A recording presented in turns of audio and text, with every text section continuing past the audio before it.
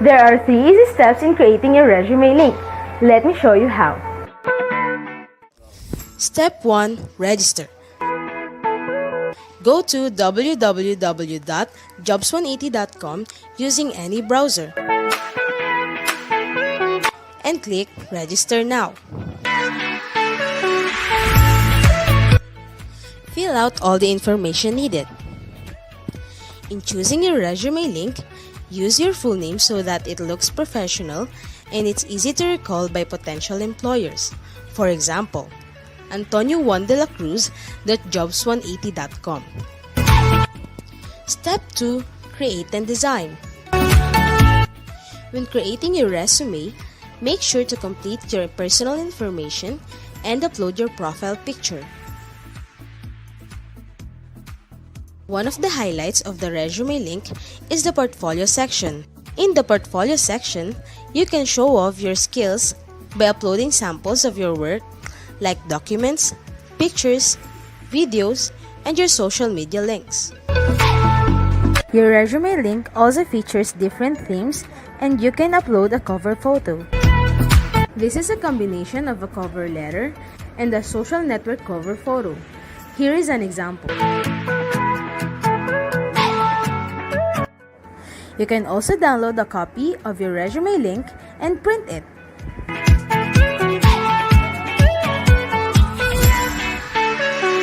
Step 3. Apply for a job. There are many ways to apply with your resume link. First is browsing the job recommendations in your Jobs 180 dashboard. If you're qualified, click Submit Resume Link. So what are you waiting for? Dress up your next generation resume, stand out brightly among the competitive job seekers in the market, and win the heart of your future employers using Resume Link.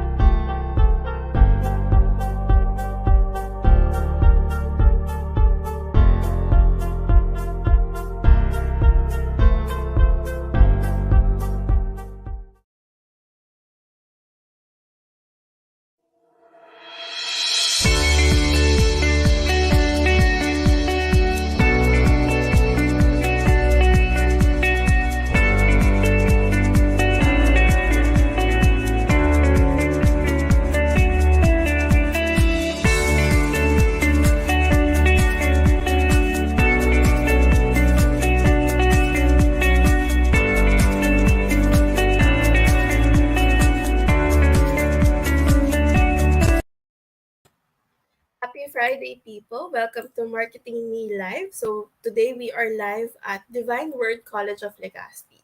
So we have speakers from the Medical City Clinic, UnionBank, and VXI. So before we start, we invite everyone to join us for the prayer followed by the national anthem.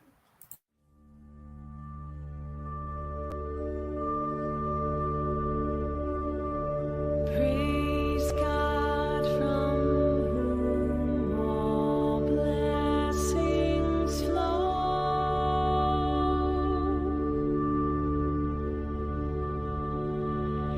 Praise Him, all creatures here below.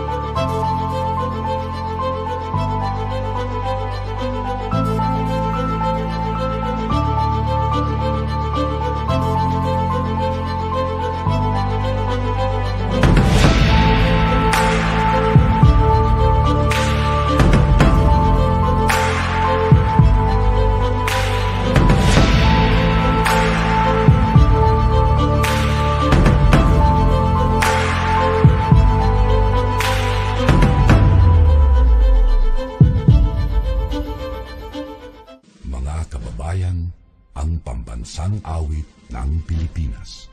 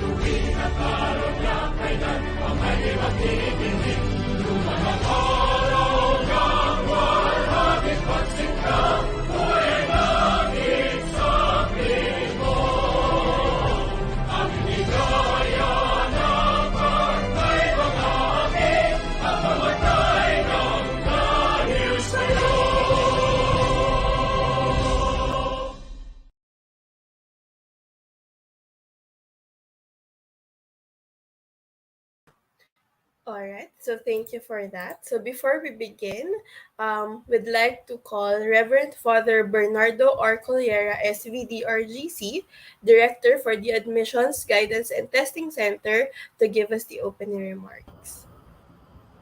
Hi, Father Bernard. Good morning. We'll put you up. Yeah. Good morning, everyone. Can you hear me? Yes, sir, we can hear you. All good on our end.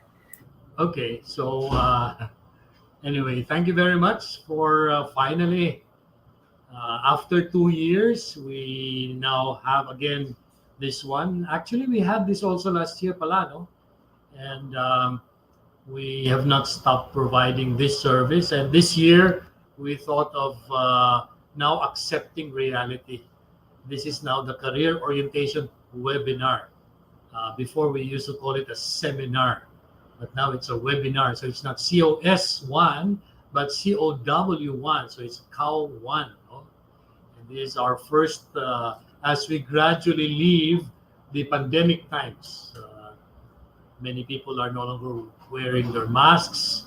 They're becoming more daring in talking with others and really testing if the how do you call this, if the vaccine that was given was ever effective, and it looks like it is. No? So at any rate, thank you very much to jobs180.com for being faithful in providing us this training for our graduating students and already for our third year college students here at the Divine Word College of Legazpi. For the knowledge of everybody, we started a partnership with Jobs 180 since 2015. No? Since 2015, and we are so lucky that we were given this kind of service by Jobs 180 because it affords us a very up-to-date provision of our resume information. Whatever will be taught us when we use them, definitely we will be at the winning end of it. In terms of job hunting, we don't need to spend too much in publishing our resumes because all we need to do is share our HTML to whoever we would like to apply. For example, in our job fairs, this is what we do. We no longer carry those pages of resumes. We just bring along that thing. So tama, it fits our pandemic conditions when poverty is not very far. Right? It has actually been chasing us these 2 years.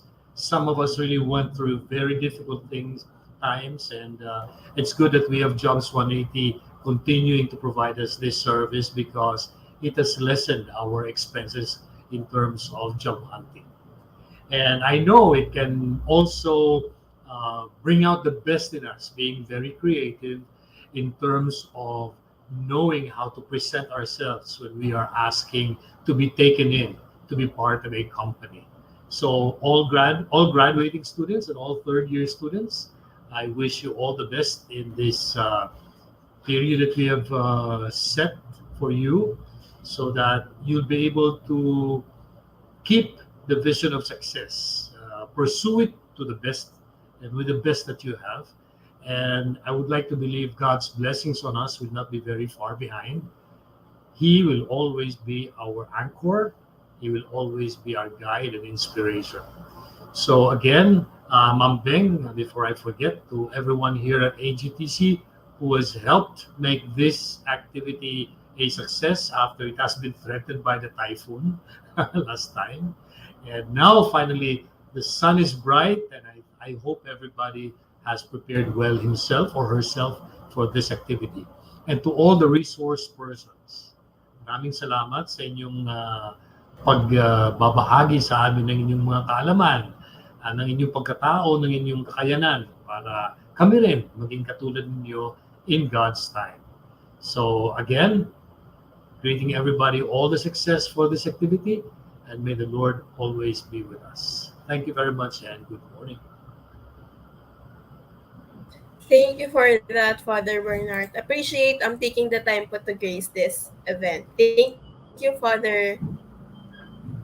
Okay, so to everyone, we welcome you to the event for this session. As usual, here's our as usual, we want to know where our audience is from. So please comment your name and course in the comment section. And later, we encourage you to put in questions after each speaker's talk. So don't forget to share this video with your friends as well so they don't miss out on this event. Attendance and evaluation will be released at the end of this webinar. So please tag your friends so they don't miss out on this activity. So here is our schedule for this morning. So first things first, we will be discussing job applications using the resume link, virtual interviews to be discussed by UnionBank, new normal work environment to be discussed by VXI, and application letter writing to be covered by the Medical City Clinic. So shout out to everyone who is on time. Thank you, thank you, thank you. So we encourage you guys, ilagay nyo lang yung question nyo sa ating comment section, and then we'll get to it after each speaker's talk. So for our first speaker discussing job applications using the resume link, we have Sir Kim Chua. He is the managing director of jobs180.com. He has 20 years of experience in sales, marketing, business development, customer service, operations, business process, and human resources. He is a trusted resource speaker, and he has done over 1,000 career development seminars in more than 400 plus colleges and universities nationwide. So, Sir Kim, you know the drill. The floor is yours. Please take it away.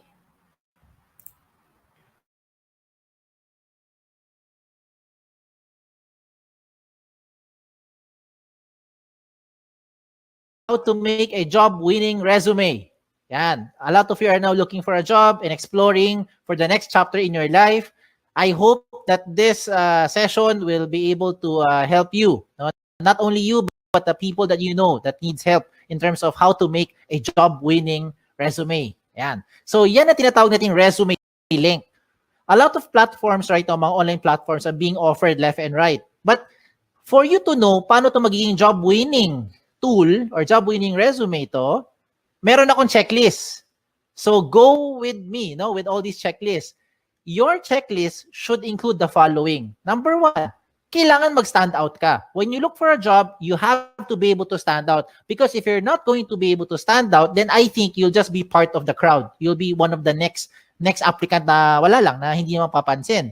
Another thing that should be in your checklist is that you should only have one file. Hindi dapat maraming files na iba-iba sinesend sa mga companies. Mas maganda, isang file lang para pag sinend mo, lahat ng details mo nandoon na. Another thing in your checklist is that it should make the process more efficient. Ibig sabihin, mas mabilis mag-submit, mas mabilis makita ng HR, at mas mabilis kayo makontak for possible next steps na or possible job offer na. Now, another thing in my checklist is that dapat tipid ito, wala tong gastos. The tool that I will show you today, wala itong gastos. Libre po ito. At higit sa lahat, itong pinaka-importante sa lahat, this should be in your checklist. The tool should be secured. Okay? More than anything, importante talaga ang data. Pero ang data ninyo, dapat yung protectionan. And using this tool, this is the most secured resume, kung tawagin. Bakit siya tinawag na most secured resume? Let me go through the next slides na. Okay? Ito ang tinatawag na resume link. Okay? A personalized URL for anyone can open online anytime. I will use an example para makarelate kayo. If you are John Santos, ang link mo or resume link mo pwede maging johnsantos.jobs180.com. Ganun lang kasimple. At yan na po ang resume link nyo. So how do you make one? Go with me through the 3 simple steps. First step is you have to register. Absolutely wala tong bayad. Libre po ito. How do you register? You go to the website of jobs180.com. That's www.jobs180.com at dun ka mag-register on the upper right side of your screen. Now, as you do that, you have to put the basic information. Okay? So, alam nyo na ano mga information yan. Hindi ko na isa-isahin. Babawasan nyo naman at alam nyo naman ano dapat ilagay. Now, as you create your account, you have to use a valid email. Okay? Now, before we go to the email, paalala ko lang, sa mga nag-isip sa inyo, paano kung hindi ako si John Santos, ano gagawin kong resume link? O yan, baka nag-isip kayo eh. So, if ever lang, mayroon kang kapangalan, okay, just so happen na may ibang John Santos na nauna sa inyo, ano mangyayari? Magkakaroon doon na red na box, sasabihin niya, this name has already been taken. Huwag kayong malungkot. Pag taken na, okay lang, just be creative. Pwede mo gawin, baliktarin mo. Gawin mo santosjohn.jobs180.com o kaya J Santos o kaya Santos J o kaya JS o kaya SJ. Depende kung ano gusto mo gawin. Basta importante, wala kang kapangalan. Okay? Wala kang kapareho. Now, when you do this, huwag kayong OA. Do not create yung mga ganong klaseng over creative na mga resume link because it doesn't look professional. Imagine submitting to a company with your resume link that says eljablo.jobs180.com. Hindi yan mukhang professional. Okay? Now, when you register, please use a valid email. Ito yung emphasis ko lang sa pag-create nyo ng account na dapat gamitin yung email, yung nabubuksan yung email, kagaya ng Gmail, Yahoo, or any email na nabubuksan nyo. Do not create, example lang yung mga email na kagaya ng ganito, patricia@facebook.com na email. Huwag kang gagamit ng joseph@facebook.com na email to register. In short, huwag mong gagamitin yung @facebook.com na email. Because if you use @facebook.com na email, you will no longer be able to receive notification being sent to you by the companies as well as jobs180.com. Importante po na nabubuksan nyo yung email nyo kasi kailangan mo i-verify yung account mo. Okay? It is very important that you verify your account as a proof na ikaw nag-register at pangalawa, para ikaw yung makapag-apply. If you don't do this, if you don't verify, walang mangyayari sa account nyo. Okay? So sayang lang. So you have to verify to finish the first step. Okay? How do you verify? Just open your email, look for the link, click mo yung verify, you're done with the first step. Okay? Tapos na yung first step. Ano yung first step? Register. Wala tong bayad. Let's go to the second step. Ang second step, ang pinaka-logical sa lahat. Kailangan kumpletong detalye nyo. So how do you do that? You go back again to your account by going to the website of jobs180.com. This time, hindi mo kailangan mag-register. Ang gagawin mo, mag-login. Pag login mo, lagay mo dito yung email nyo or resume link nyo, kayo lang may alam yan, at lalo na yung password nyo na kayo lang talaga may alam yan. So when you do that, you now go inside your account. Pag nasa loob na kayo ng account nyo, ano gagawin nyo? Mabilis na lang ito. Fill in the blanks. Okay? Now, I don't have to go through all the information here because definitely, alam mo naman pag sinabi ditong name, malamang pangalan nyo. Pag nakalagay dito address, malamang address nyo. Diba? So you put all the information ninyo dito. Okay, lagay nyo. Then, what else do you put in here? Importante po, lagay dito lahat ng posibleng paraan na pwede ka makontak ng isang HR, kagaya ng social media account nyo. Diba? Hindi lang email tsaka phone number. Bakit? Most of the time, ano nangyayari? Okay, let me tell you. Marami sa inyo nilalagay nyo phone number nyo. Pero pag tinatawagan kayo ng HR, hindi nyo sinasagot, lalo na pag hindi mo kilala. Hala, sino kaya ito? Hindi mo sasagutin. Diba? Kasi takot kayo, baka nagsascam or whoever yung tumatawag. So, ano mangyayari sa mga HR? Mag-i-email kami ngayon sa inyo. But you don't open email more often than you open your social media account. So, I recommend lahat ng posibleng paraan na pwede ka makontak na isang HR, ilagay mo dito. Kagaya ng mga Facebook nyo or Twitter nyo para mabilis ay makapag-PM. Private message, makapag-invite for the next step. Okay? What else do you put here? You also put here your work options, yung mga work experience nyo. Pagdating po sa work options, you can see on the screen, you have 4 options na pwede nyo pagpilian. Parang switch lang yan. Yes, no switch, on, off switch. So you can choose here, example, looking for OJT, lagay mo yes, if you're looking for OJT right now. And later on, pag hindi na, turn it off. Edi lagay mo na no. Diba? So depende yan kung anong mas trip nyo or ano mas pasok dun sa hinahanap nyo right now. What the system will do is it will try to match you with companies who are also looking for the same profile with what you have. Yan yung kagandahan ng tool natin. Hindi mo kailangan mag-door-to-door para mag-submit ng resume link ninyo. Okay? What else do you put here? You put here your school under education. Even later on, Okay? Pagka-graduate nyo, you can also put here your schools. Yung mga nag-take pa kayo ng further studies, pwede mo rin ilagay dito. Okay? So walang limit sa space yan. Pagdating ko sa seminars attended, ganun din. Kahit gaano karami, pwede nyo ilagay dito. Kahit magkopyahan pa kayo. Just make sure lang, alam mo yung seminar na yon. Kaya baka matanong ka sa interview. Pagdating po sa certification, ganun din. Put all the certification programs that you've had, you put it here. Okay? When it comes to the achievement, do not limit your achievement only inside the school. Hindi lahat na nakikinig ngayon ay Dean's Lister. Hindi kayo lahat dito ay honor student. Diba? Ayan, nag-agree marami sa inyo.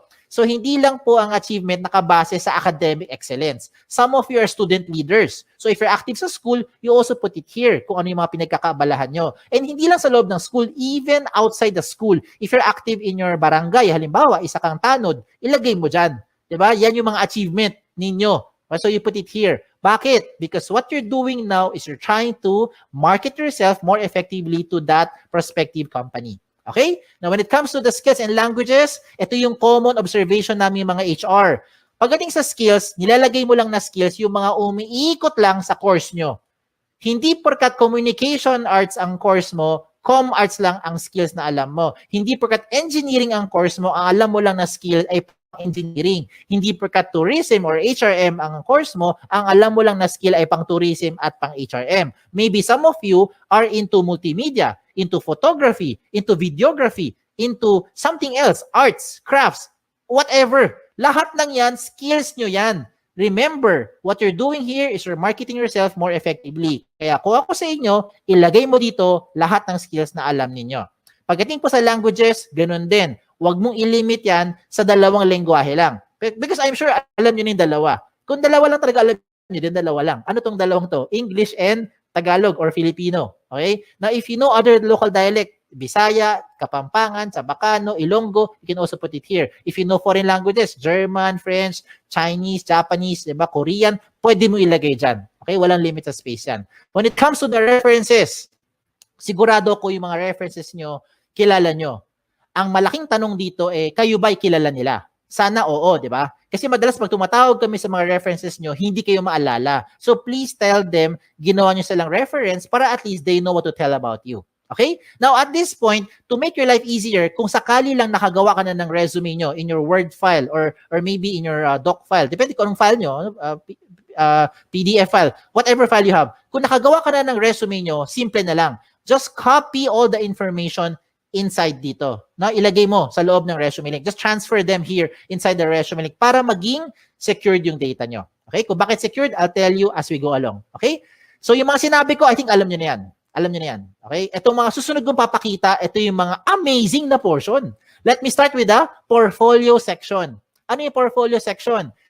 This is the part where you now upload evidence of your skills. Example, ano ebidensya na graduate na kayo later on? Diploma. Diba? Transcript. Ano pa? Toga? Hindi ebidensya yung toga. Okay? Kung ano man meron nyo, diba? Certificate, diploma, yan. Ebidensya yan. Okay?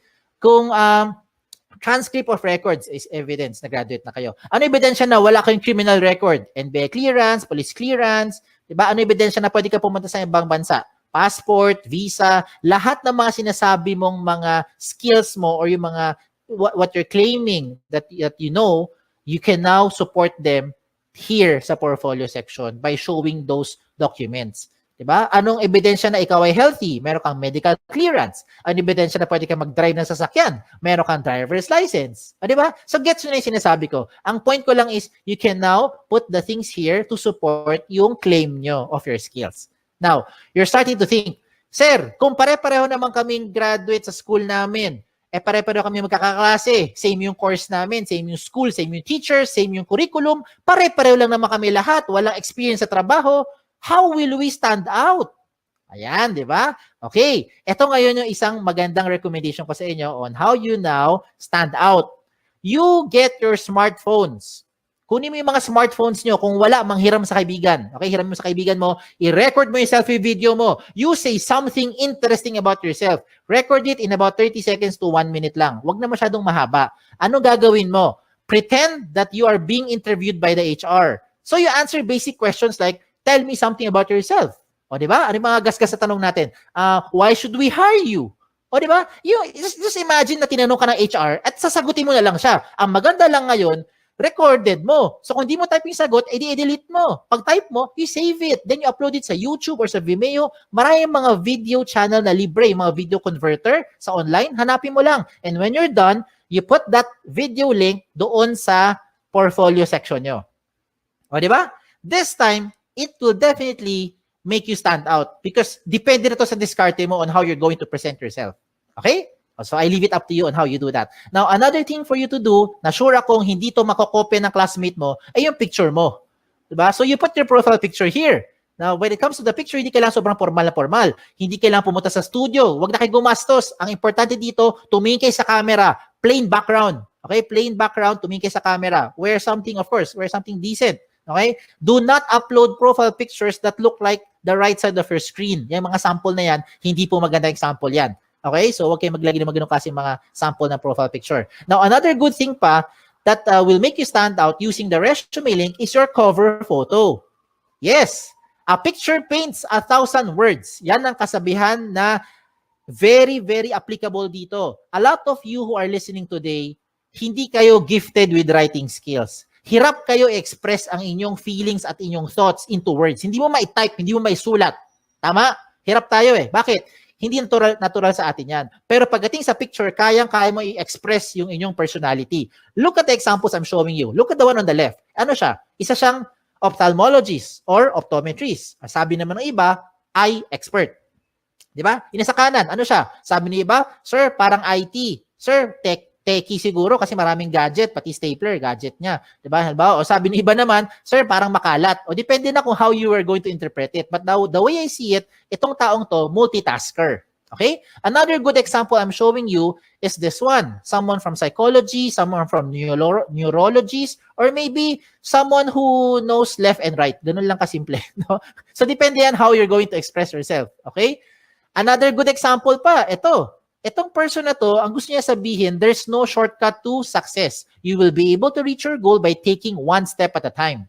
O, di ba? So, I'm showing you good examples. Hindi yan member na Akit Bahay Gang. Hindi rin po yan social climber, in case that's what you're thinking. So, kung nagpakita ko ng magaganda example, I will also show you yung mga hindi magandang example para wag niyong gagayahin.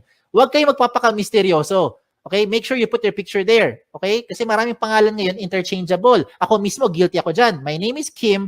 A lot of people think babae ako. Ako rin mismo, napagkakamala ko yung mga aplikante, pero nakita ko, Chris, George, Alex, Sam. O, diba? Minsan isipin ko, Joey, lalaki. Yung pala, babae. Diba? So you better put your picture there para at least alam ng HR who to expect. Okay? Now, when you make your resume link, dapat may laman talaga yan. Kasi kung walang laman yan, ganyan itsura niyan, blanco. And how do you expect companies will look, or HR from companies will look at your profile if you submit to them resume links that look like this? It's like submitting a piece of a paper, bond paper, or long bond paper, short bond paper na walang laman except pangalan mo. And that's the same as this one. So hindi yan papansinin ng mga HR for sure. Okay? Sayang lang oras nyo tsaka oras ng HR. Kailangan attractive. Okay? When I say attractive or catchy, do not overdo it naman. Now, this is just in my opinion. In my opinion, I think this one is not a good example. Kasi ang dating niya parang tamad, parang happy-go-lucky, parang chill-chill lang, no? Parang gano'n na dating. So, I leave it up to you on how you'll be, expressing yourself na dito. Okay? So, sa mga personality nyo. Alam niyo na anong dapat nyo gawin at hindi nyo dapat gawin. So, showing a very good example is si eye expert. Tignan mo, lahat ng detalye niya, kompleto. Everything. From top to bottom, kompleto lahat ng details, including yung kanyang mga portfolio section na nagpapatunay na siya ay isang licensed ophthalmologist. Pinakita niya lahat ng mga posibleng hingiin pa sa kanya ng mga HR. So bakit ko sinabi sa inyo napapabilis yung buhay dito? Hindi lang buhay nyo. Pati buhay rin ng HR napapabilis because once you submit all this information to that company, when the HR opens your resume link and sees everything about you, dalawa lang ang pwedeng mangyari niyan. One is, nahuli mo attention, gusto kanya ngayon kausapin or schedule for the next step like interview or possibly job offer, or hindi ka nag-fit. Yun yung second. Diba? Para at least, ang maganda rito, hindi na pabalik-balik, hindi na siya tatawag para sabihin, hello ma'am, meron ka bang evidence na graduate ka na talaga sa school na yan? Can you send me your transcript? Diba? Can you send me yung mga evidence or yung mga sample skills o sample work mo kasi you are in IT or in graphic design, diba? Gets mo ibig ko sabihin. Wag nang pabalik-balik, sayang yung oras. Okay? Time is of the essence, lalo na ngayon. So you put everything there, at least pag nakita ng HR, diretso na kagad sa pagprocess sa inyo. Okay? A lot of you are now thinking, Sir, pag gumawa ako ng resume link at nilagay ko lahat ng information ko dyan, baka naman yung mga data ko nakakalat na sa buong mundo. Baka naman yung mga information ko nakalantad na sa buong internet.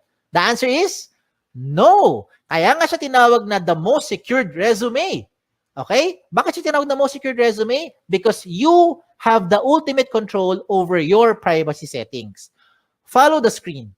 Inside your dashboard, when you log in, you can go to your settings. Sa settings mo, to be specific, puntahan mo yung privacy settings. In your privacy settings, you choose the information that you want to show in public. Halimbawa lang you do not want to show your birthday. What do? Turn it off.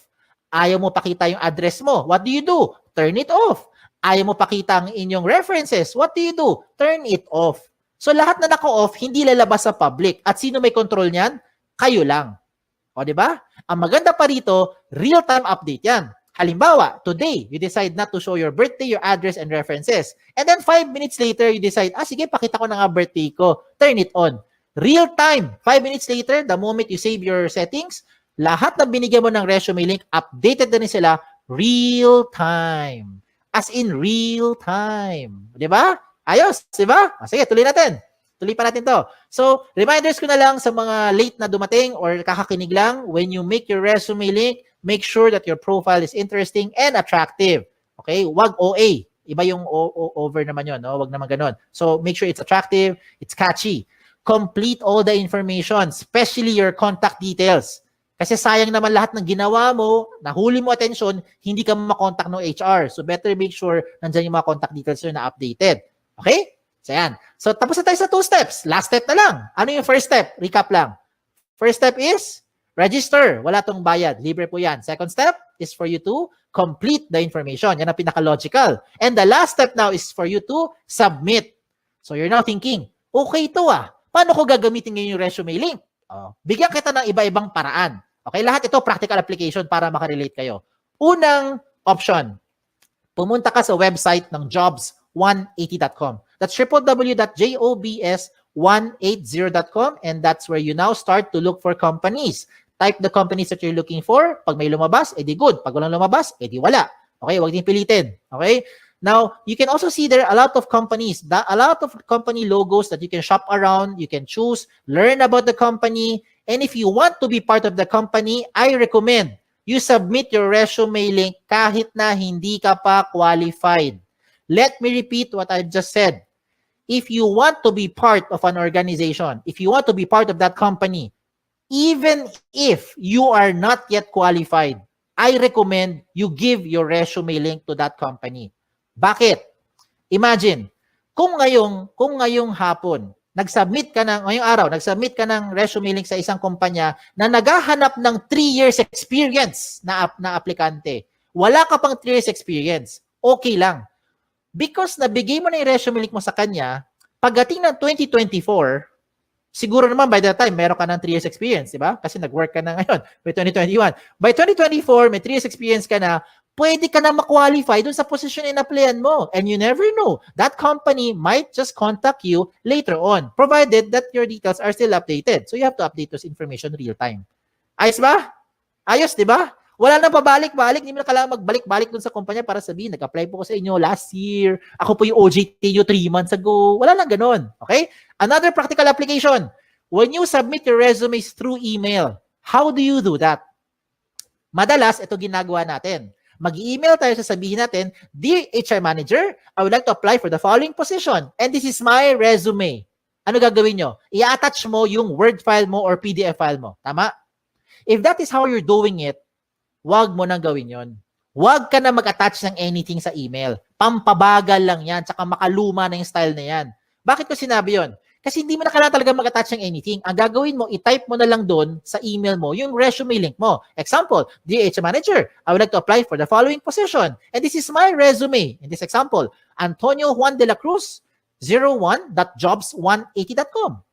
That's it. Submit. I look forward to you from you soon. Thank you. Send. Every time meron kang babaguhin sa details mo, hindi mo na kailangan padalhan yung HR. Kasi kung ginagamit mo mga attachment, ang kulit niyan eh. Ang kulit, saka nakapagod. Ano gagawin mo pag nagbago ka ng phone number? Dear HR Manager, this is now my updated resume. Mamaya-maya, 2 weeks later, nagpalit ka ng phone number. Ano gagawin mo? Dear HR Manager, this is now my updated, most recent resume. O di ba? Every time meron kang babaguhin, padala ka na padala doon sa HR. Nakakapagod yan. Hindi lang sa part nyo, kundi sa part din namin sa mga HR to keep track which one yung pinaka-updated na details. So this time, wala na kailangan. Palit-palit na lang kayo ng details nyo. Update na lang sa loob ng resume link. Ayos ba? Ayos pa. Okay, tuloy pa natin to. Okay? If you want to print your resume, this is now the good news. You can now print your resume link. No matter how much information you have, the system will try to compress everything into one page. So kung gusto mo talaga mag-print ng papel at mag-submit sa mga kumpanya, walang kaso. Pumunta ka lang sa dashboard mo, hanapin mo yung print na option at mamili ka kung 1 column or 2 column version ang gusto mo i-print. What the system will do is it will try to compress everything into one page para tipid na. O, di ba? Now, usapang tipid. Ito mas tipid pa. Gusto mo mag-print ng resume pero gusto mo magtipid. Itong gawin mo. Gumawa ka ng resume link card. Ano tong resume link card? Sa isang pirasong long bond or short bond paper, mag-design ka ng maraming resume link card. No, maliliit lang, parang business card ang dating. In one piece of paper, I think you can make 10, 20 sets of cards. Depende sa size ng papel mo. At ang importante lang ilagay mo dyan sa resume link card mo ay syempre ang inyong resume link. Diba? So, hindi mo na kailangan ilagay lahat ng details mo sa resume sa loob ng maliit na papel. Lagay mo lang resume link mo. And that is what you now give to the companies when you start applying. Look at the picture I'm showing you. Diba? Tipid. Hindi lang tipid. Secured pa. Tingnan nyo. If you submit yung big paper resume nyo, long bond paper, sinubmit mo sa isang kumpanya, nag-apply ka. For some reason, nilipad ng hangin. Yung nakapulot ng papel na yan, alam na buong detalye mo because everything is in that one-page printout. Now, if you lose that small piece of paper, don't worry. Meron kang peace of mind. Bakit? Yung mga kapulot niyan, limited sa privacy settings mo because you have the ultimate control over your privacy settings kahit na i-type niya yan sa browser. Okay? So, ang recommend ko rin sa mga nakikinig, use the gadget. Take advantage of the technology. Use your gadget, your laptop, your cell phone, your tablet, kung ano man. Okay? Para ngayon kasi, with this day and age, technology na ang gamitin natin. Kung mano-mano pa rin kayo, wala kayong gadget, okay lang. Huwag kayong malungkot. You can still submit to the companies by just simply writing the resume link on a piece of paper. As simple as that. Okay? So, again, sa mga nagtatanong, ano yung mga guidelines ko para makagawa ako ng job-winning resume? Ito yung guideline ko. Ito yung checklist ko. Are you using the right tool? That's the ultimate question. There are so many tools right now, but these are the things that you should consider when you make your resume. And that is the resume link. It already addresses the following. Number 1, security ng information mo. I hope by this time, you have peace of mind. Ito na ang pinaka-secured na information because you have the ultimate control over your privacy setting. Pangalawa, the speed of hire becomes faster. It becomes more efficient because whatever you need, whatever the HR needs, you can already put it inside the resume link. Another thing is that it's flexible. If you want to print, just in case lang gusto mo talaga mag-print ng resume nyo, you have the option to print it. And you don't have to worry about saan ko sinave yung file na yan, saan ko tinago, wala nang ganun. Just log into your account and print. Mamili ka lang kung 1 column or 2 column version. At higit sa lahat, wala po itong bayad. Tipid po ito. Walang bayad. Okay? Ang kailangan mo lang, of course, internet. Sa mga nag-iisip sa inyo, sir, kailangan ko ng pan-data, pwede ka naman makakonect sa internet na walang data eh. Punta ka sa libreng wifi. Di ba? Baka yung kapitbahay nyo may libreng wifi, makagamit ka muna. Later on, pag may trabaho ka na, may sweldo na, bayaran mo yung wifi niya. O, di ba? Bawi-bawi lang yan. No? Give and take. And there are a lot more benefits to just what I've mentioned. Marami pang iba. You can share your resume link to whatever platform you want to share it to. Gusto mo i-text? Gusto mo siya i-private message? Gusto mo i-send via Viber? Kayo bahala. Pwede mo i-share. Basta kayo may control. Ganun lang kasimple. No? Kung hindi mo ito binigay sa kahit kanino, hindi malalaman to nung taong yon. And you don't have to save it to whatever USBs or hard drive. No need na. Wala rin tong mga tipong version na kailangan pa mag-compatible. Walang ganun. Lahat ito compatible. Pwede lahat. Okay? So shout out na lang ako. Shout out to all our school partners. By the grace of God, right now we have about 400 plus colleges and university partners nationwide, including your alma mater. So thank you. We're very thankful for this opportunity that we're able to do this kahit tayo nasa loob ng bahay, kahit kayo ay nasa loob ng bahay. So hindi tayo physically nagpe-present, pero nakakatulong pa rin tayo, especially if you have friends or relatives whom you think would need this tool. Please share this to them. Okay? Sa mga nagtatanong naman ng mga frequently asked questions, sasagutin ko na. Ito kasi yung mga common questions na kadalasan tinatanong sa akin. Ang tanong, can I give my resume link to companies who do not know about jobs180.com? The answer is absolutely yes. It depends kung sino ang bibigyan mo. Ikaw may ultimate control niyan. Okay? Pangalawang question, is this the same as other job platform like LinkedIn, JobStreet, iba pang mga job site? The answer is no. Meron tong dalawang major difference. Yes. Lalo na pagdating sa security. Okay. Of course, explain lang ako Okay. With respect to the other sites that I've mentioned, let me just use JobStreet as an example para lang mas makarelate, no? Para makarelate. You can only use JobStreet resume if you're applying to companies who are also using JobStreet. If you're applying to a company who is not using JobStreet, you cannot use your JobStreet resume anymore. With your resume link, you can use this to any type of company, any platform, wherever they are. Kahit sa loob ng Pilipinas or sa labas ng Pilipinas, pwede mong applyan. Kahit hindi niya alam ang Jobs 180, basta alam niya ang resume link mo, pwede niya mabuksan ang profile at makita according to your settings. That's the first difference. Pangalawang difference, kung nabigay mo na, kung na-submit mo na ang JobStreet resume mo sa isang company, wala ka nang pwedeng baguhin. Lahat ng data mo nandun na yan sa HR. Yes. Hindi na magbabago yan real time. With your resume link, na-submit mo today, mali pala number mo, na-submit mo today, mali pala yung spelling mo, you can always edit it. Enter, save it. Real-time update. Lahat ng bigyan mo ng resume link, updated real-time. Ayos? Okay, tuloy tayo sa number 3 question. Number 3 question is the easiest question. Ang tanong dito is, can I keep my information secured? I hope by this time, na-convince ko na kayo na ito na ang pinaka-secured na platform. Okay? That's the reason why I'm sharing this to you. Okay? Number 4, I think this is the most important question. How often should you update your resume link? Ang sagot dito, hindi araw-araw, hindi linggo-linggo, hindi buwan-buwan, hindi taon-taon. Ang sagot dito ay every time. Every time na meron kayong babaguhin, lalo na ang contact details nyo. Yan ang importante. You have to update your contact details every time na meron kayong papalitan doon. Kasi yan yung paraan para makontak kayo ng mga companies. And the last question is just a trivia. Why is this called jobs180.com? This is called jobs180.com because we want to turn your life around. Yan, 'di ba? 180 degrees. Hindi siya 360. Kasi kung 360, bumalik ka lang kung saan ka galing. Edi balik-balik ka lang, balik-balik ka lang, balik-balik ka lang. Di wala nangyari. 'Di ba? So you have to do it 180 degrees. It's a straight line towards your career goal. Okay? Just in case may tanong pa kayo, nahiya magtanong, pumunta lang kayo sa website namin, sa jobs180.com, or email me here sa info@jobs180.com. Like us on Facebook, follow us on Twitter, follow us on Instagram para makakuha kayo ng mga latest trends in recruitment. Okay? Again, my name is Kim Chua. Don't forget yung wa. Okay? Baka Kim Chu lang maalala nyo na nagsasabing, be safe at isang magandang araw po sa inyong lahat. Thank you.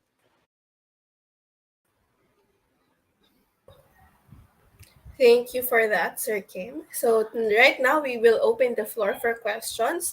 So to our audience, please put in your questions at the comment section so we can read it to Sir Kim in a bit. So to give you time to think about your questions, I'll go first. So first question, sir. Is it okay to apply to jobs not directly related to your course?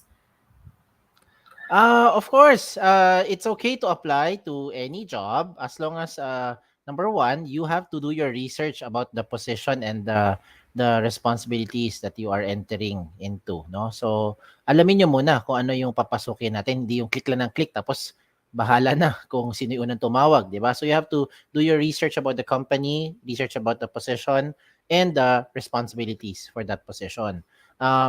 Regardless of your course. So, example lang, you are an education graduate. You should not be limited only to applying to education work lang. No, baka yung iba sa inyo mahilig sa ibang aspect. You're into graphic design. You have a little background into multimedia, you might want to explore, 'di ba? Kung ano man yung passion mo. Whatever your heart tells you, you follow. Yan yung importante, 'di ba? Kasi nandun yung passion nandun yung hilig, nandun yung gigil. So, just keep on trying. Marami naman opportunities right now. So, don't limit yourself dyan lang sa mga available na trabaho na para lang doon sa within your course. Okay? Ayan. Okay, thank you for that, sir. Next question po. Pag na-realize mo na ayaw mo dun sa company na in-applyan mo pala, pwede po bang mag-retract ng application? This is when you're still applying, no? Hindi ka pa natanggap. Ni-realize na Kasi masyadong madami yung pinag-applyan. Oo.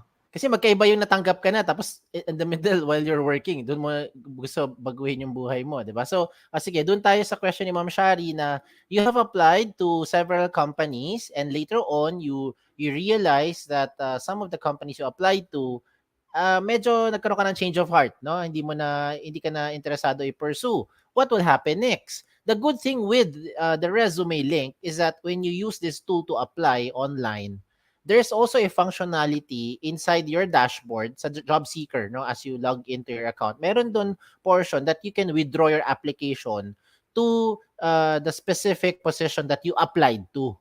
So halimbawa lang you decide to not pursue anymore, it's best that you do that, you withdraw your application para sa side ni HR, hindi rin sila magi-expect.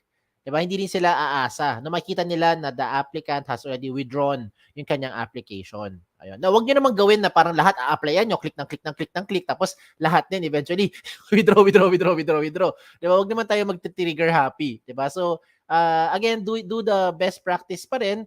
Do your research, check on the companies, check the background, the position, and the responsibilities and requirements. Kung talagang persigido ka na, gusto mo applyan, submit your resume link. And in any case lang, along the way, biglang nagbago isip mo, gusto mo talaga hindi na ipagpatuloy yung pag-a-apply dun sa company na yon and you want your information to be very secured by withdrawing your application, you just need to click lang withdraw application. And all your information from that specific position, that's a specific company, wala na sila access to your details kasi winidraw mo na. Okay? Ayan. So to answer your question, yes, you can do that using the resume link. Makikita ba, sir, if the application has been processed? Kung nabuksan na po yung profile nila? Yes, that's also another good thing with the tool is that kapag kayo ay nagamit ng resume link nyo to apply online using jobs180.com. No? So you can see the link that is scrolling right now. Popromote ko na rin yan. Nakita nyo nag-scroll ngayon. Nakalagay schools.jobs180.com/DWCL. Okay, that's shortcut lang, no? Divine Word College of Legazpi. You go to that link or you go to jobs180.com mismo, the website. When you see the companies there and you are going to submit your resume link, kapag kayo ay nag-apply dun sa mga specific companies and specific position, makikita po ninyo yung status sa job seeker dashboard nyo kung kayo ay na-process na or kayo ay naka-unprocess pa rin. So yan yung maganda doon, 'di ba? Hindi mo na kailangan kulit-kulitin yung HR every now and then. Ma'am, kumusta pa yung application ko? Sir, 'di ba? How was my I submitted my information to you 2 weeks ago. 'Di ba? Hindi na kailangan. You just monitor it through your job seeker dashboard. So you'll be able to know kung kayo ay process na or hindi pa. Now, in case lang you want to do a follow-up, then you do follow-up dun sa mga naka-unprocess. Di ba? Pero kung nakita mong process na, you're being processed, then just keep on praying, no, na maging pabor sa inyo yung decision, no, maka-move kayo sa next steps. Okay? Ayan. So, okay.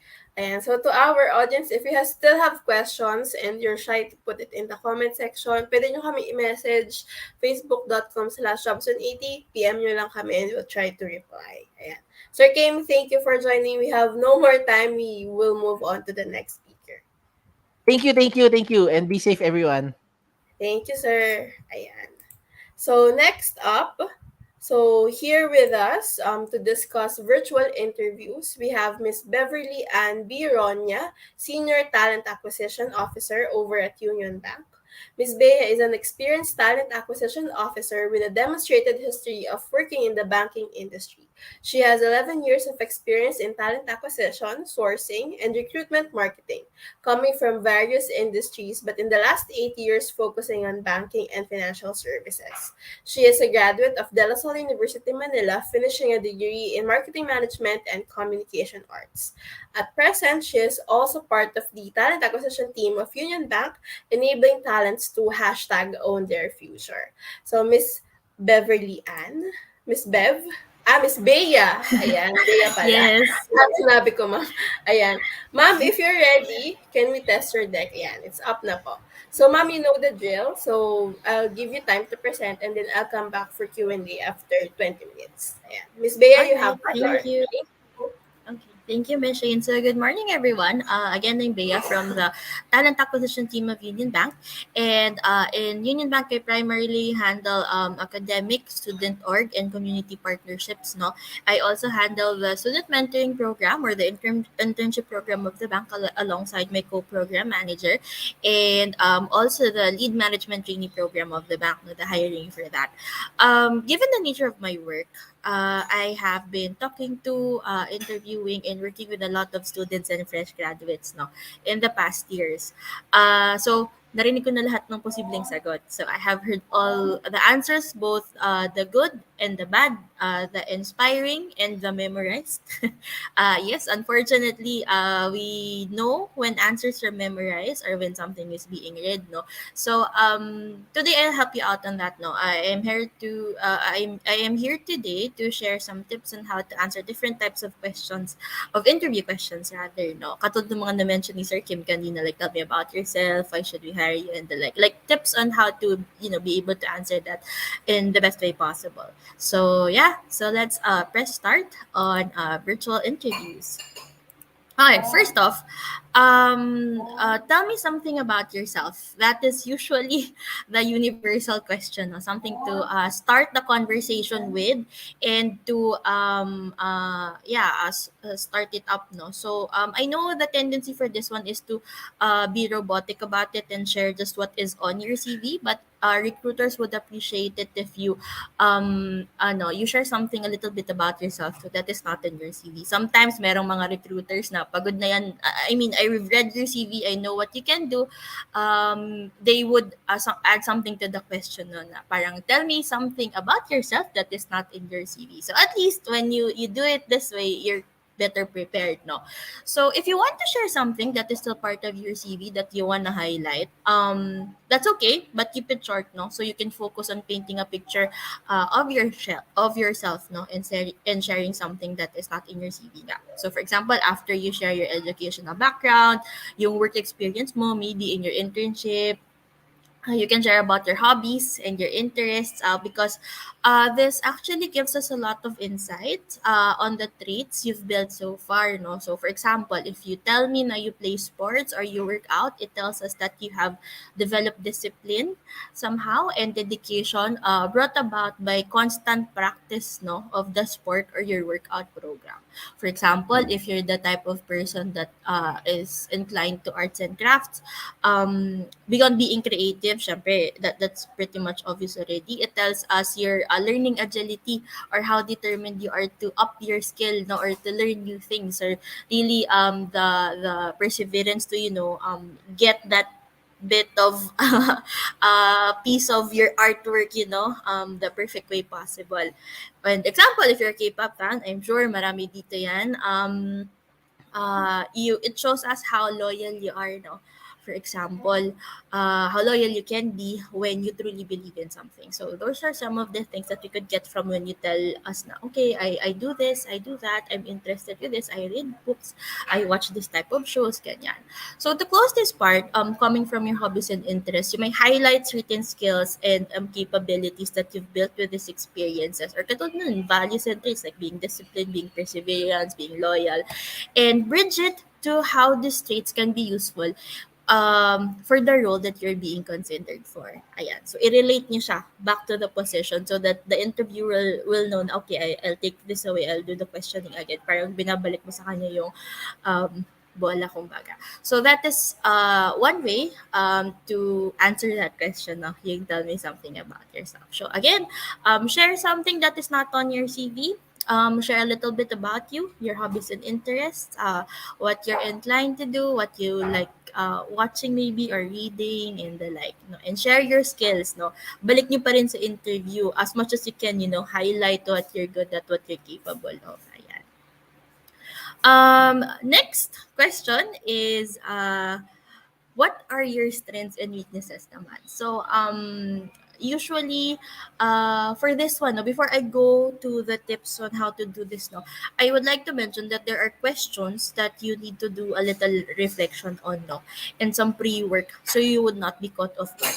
Kung mako-caught off guard man kayo with new questions, at least yung mga basic questions, napaghandaan nyo na and you still have time to think and you wouldn't be as rattled, I guess, or as stressed in doing interviews because you know what to answer already. So, sige, maybe later I'll share, no? I'll share my journey also of what I did when I was a fresh grad way back, no? So just you can see. And then so etong question na to, yung what are your strengths and weaknesses? This is one of those questions if ever, no. Prior going through your interviews, take a moment to reflect on this one, no. So for strengths, pag-isipan niyo talaga siya. Hindi kayo pwedeng pumunta on an interview ng walang bala. Katulad ng sinasabi na you can't go to war without your weapons or your arsenal, right? So it's like what happens during an interview too. You can't go empty-handed. For strengths, so some questions that you could look into, no. What are you good at? Ayan, where do you excel? And what skills or traits carried you through tough times? Ayan. So, when you answer those questions, it could bring about certain traits that you possibly know that you have or maybe know ngayon nyo lang na-discover, no, when you think about it a little. And then, sorry, last question na you can ponder on also. What is something you can do even with your eyes closed? So, with that question, you'll be able to know na, okay, this is what I'm good at, this is what I'm expert at, this is what I can do flawlessly. Ayan. So, yun yung first strengths, so to be able to determine your strengths. For weaknesses naman, let's face it, hindi naman tayo perfect. So, like, we have strengths, we have weaknesses too, and we have to acknowledge that, no? So, we don't shy away from it or be fearful of it, no? Ang questions that you need to ask yourself is, what are you bad at? What do you struggle with? Or what contributed to your past failures? And para makita niyo yung pattern, okay, saan ba ako medyo nahihirapan, saan ba ako nagsa-struggle? So that number one, you know how to answer that question. And then number two, if time permits you, you can slowly develop this weakness, no, turn it into if not a strength, maybe something that is workable for you, that wouldn't be a struggle for you, no. So when you answer the question on weaknesses, it could feel like you're taking points from yourself or you're putting yourself down. May times din na some applicants answer this in a way na parang they basta they have a phrasing of it that turns it into something positive. But usually, hindi nila ma-follow through when they something, no? When recruiters probe and you turn your weakness into something positive, usually they won't be able to back it up, no? But at least for this one, you could, this is how you can do it, no? You can follow up your weakness with an experience where you overcame this weakness. For example, it's like a puzzle, no, that you solve because you provided an answer. Same goes for strengths. It would be more concrete for your interviewer if you provide an experience exhibiting this trait. For example, one of your weakness is not being able to handle pressure. Yan. Very ano yan, very timely, no, because of how we work nowadays, no.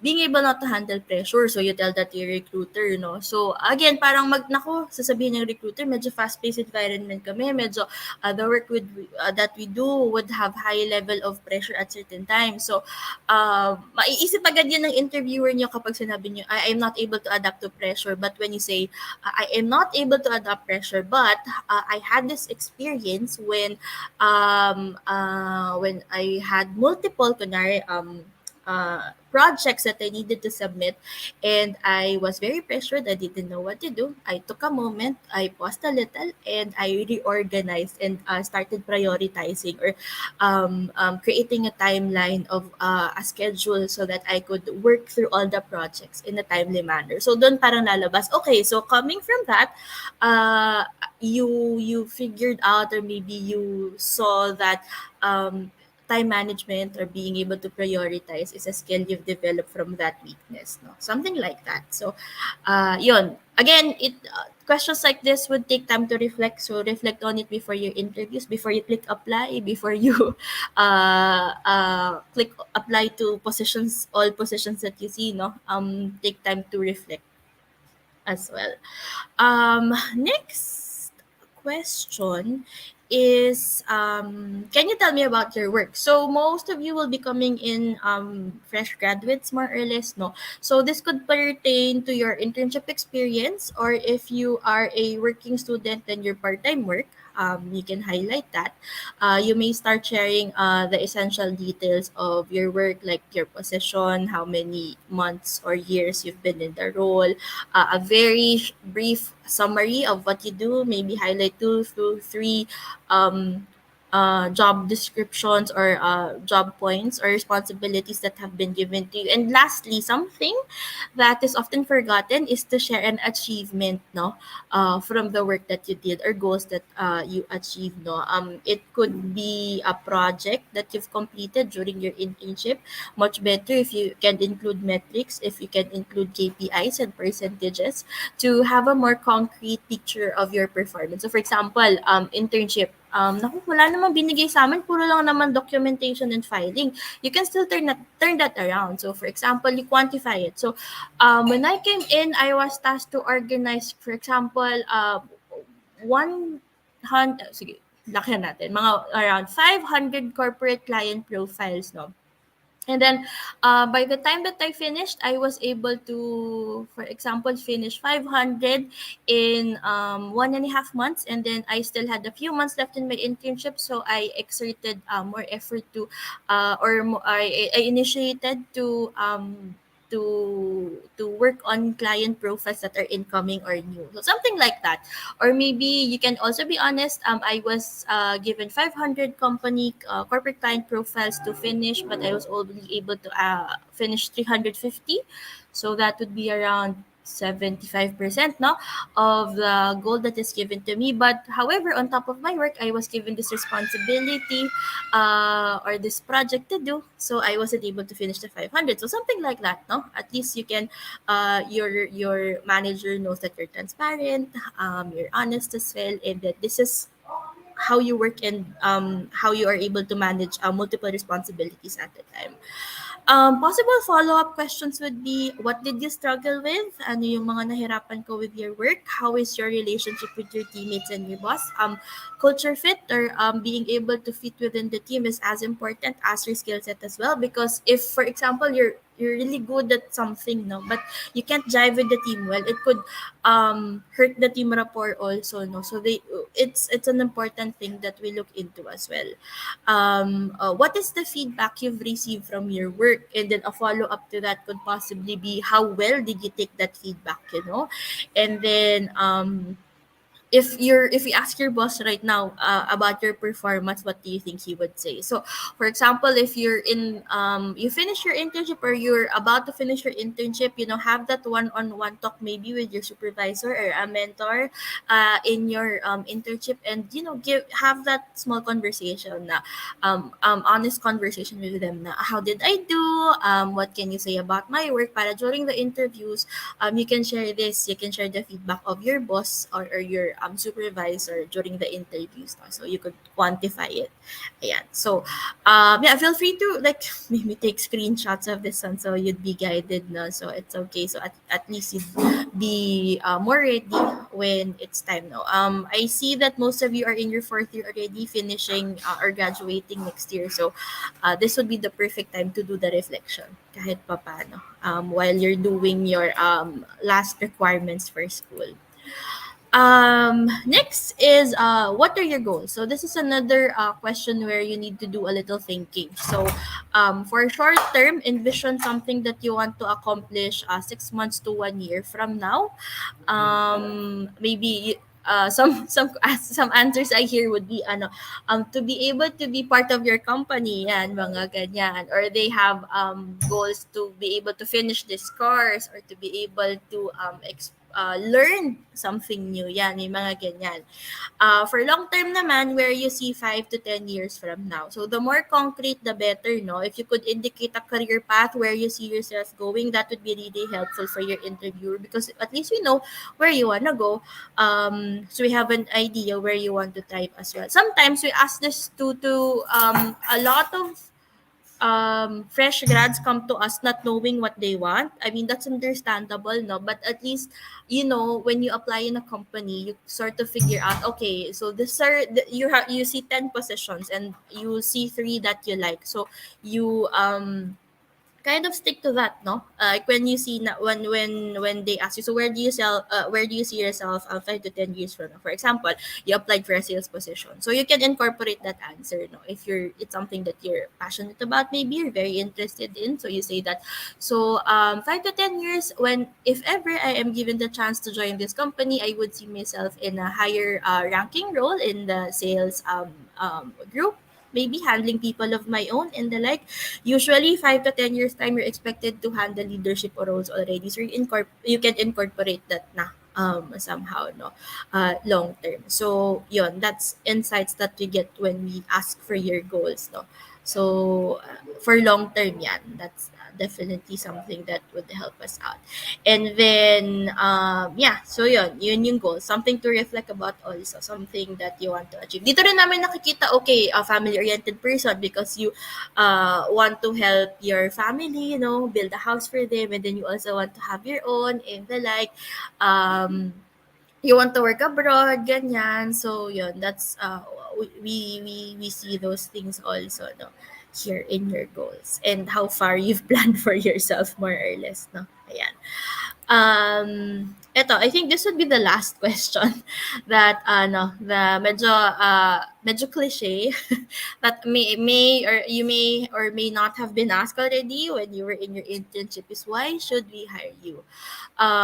Okay, so number one, to be able to answer this question, you have to keep track of all your applications. So Jobs 180 does well in handling that, because by just a click you can see where you're applying, where you've applied to, where nasa na kayo in that application process, no. So you wouldn't have to keep track like in an Excel file and the like, no. But if you do want to be more organized, you can like put everything in an Excel file, and add the date maybe and the position that you've applied for, so that you could check the job description whenever you'd be asked for an interview already. Because my tip for you here is to next step is to research on the position. Sometimes the best way to answer this is to relate your strengths and weaknesses, no, pattern it and relate it to the position that you are applying for.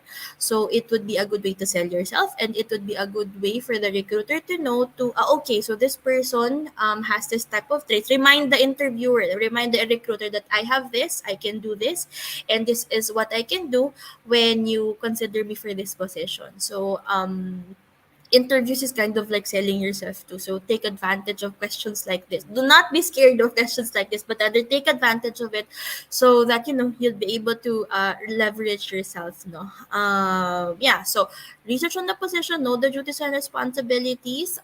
Check the position that you've applied for. Usually, companies naman lay it down and see what of this, what points in these positions are you capable of doing, and then highlight that, and then pattern your strength in that position. Another thing is, be more realistic and say less promises. Whenever we ask this question, we hear a lot of I will be the best version of myself when when you hire me for the job. I will exert 110% effort, so I would be able to finish my work. That's kind of over promising a little. It would be better if you stick to being more realistic, really playing at what you have, what you're good at, and then making it more detailed, no, not general statements like ano, I will be giving 100%, 110% of my hard work that is expected. Because if you overpromise, you tell all those things, baka maging mataas yung expectation sa'yo ng recruiter, and then if you're in the position, then you won't be able to deliver. They'd go back to the interview. Okay, okay, sige. Sabi niya sa akin, ano, ganito, ganyan. So, yeah, be more realistic on when you're answering this question. No? So, leverage on the position, what you know about it, do your research and pattern it with what you're good at. Because you did not apply to that position without, knowing that you can handle that position. Ayan. So I guess that would be my last question. I'm nearing the end of my deck. Just a couple of reminders when you go to virtual interview. So number one, test out everything first. Try out the platform.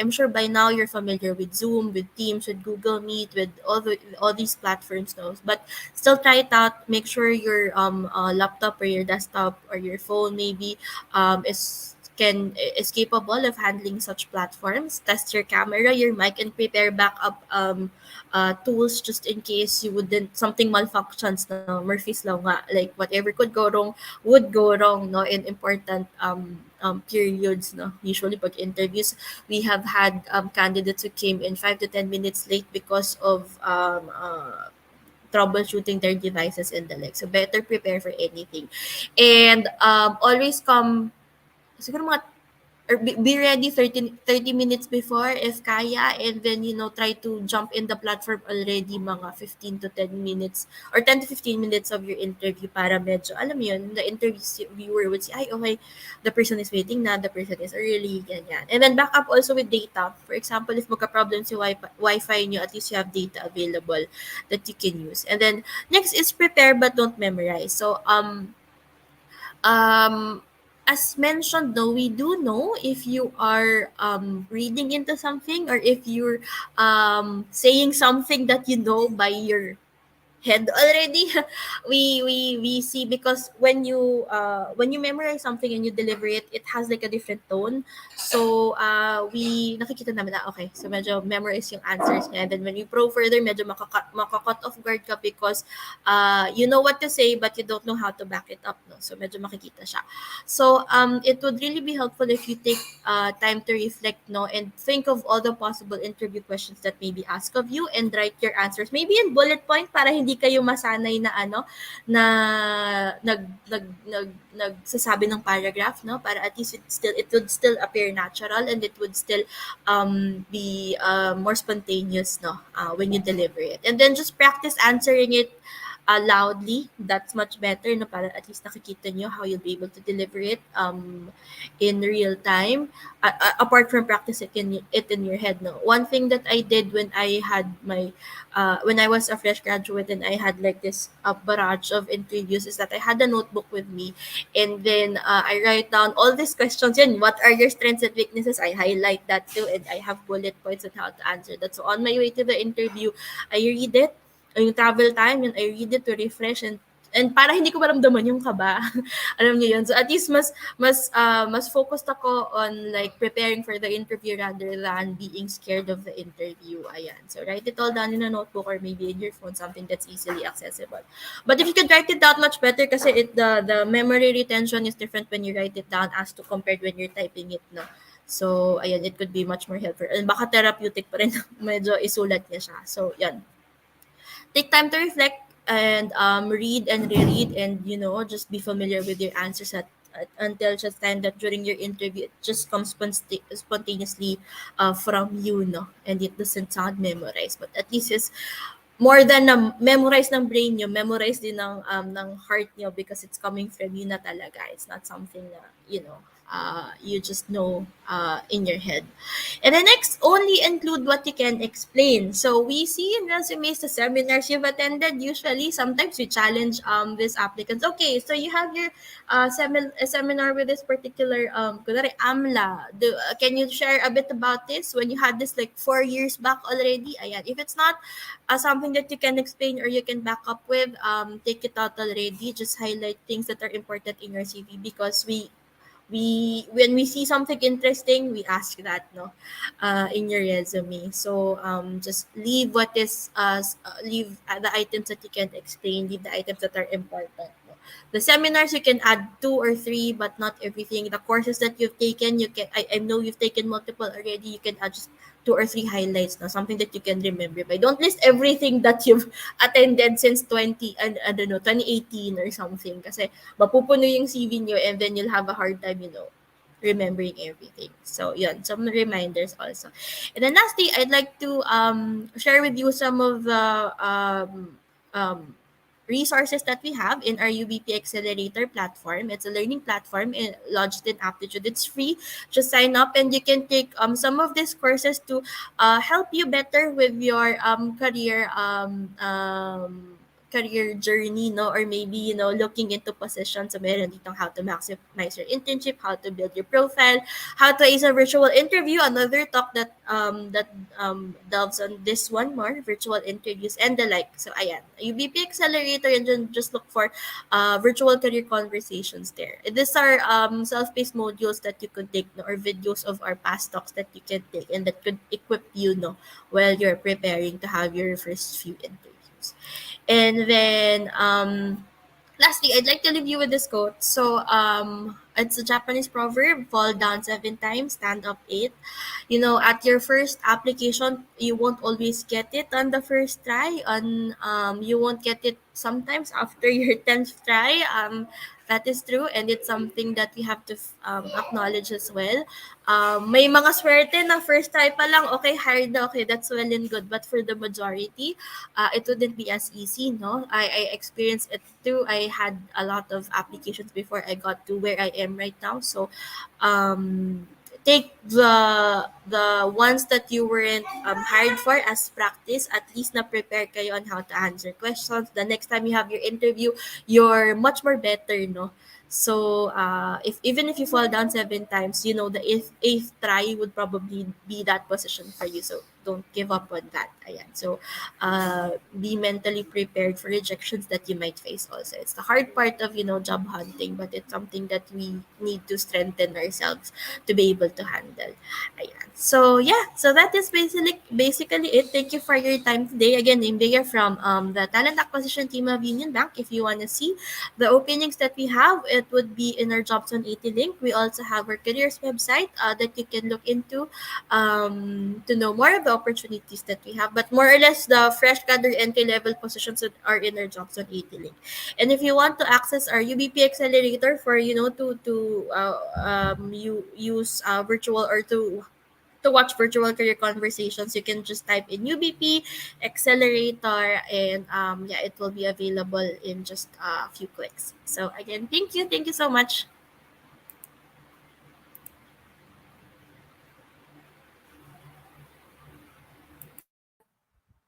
Thank you for that, Miss Bea. Ayan. So, nag-appear din ako. So, to our audience, the floor is now open for questions. So, let us know if you have questions for Miss Bea. So, I'll go first. Miss Bea, my first question is, what happens to candidates who don't show up for their interview? Nako, Like, are they blacklisted? Kasi um, common question yun, ma'am. oo eh.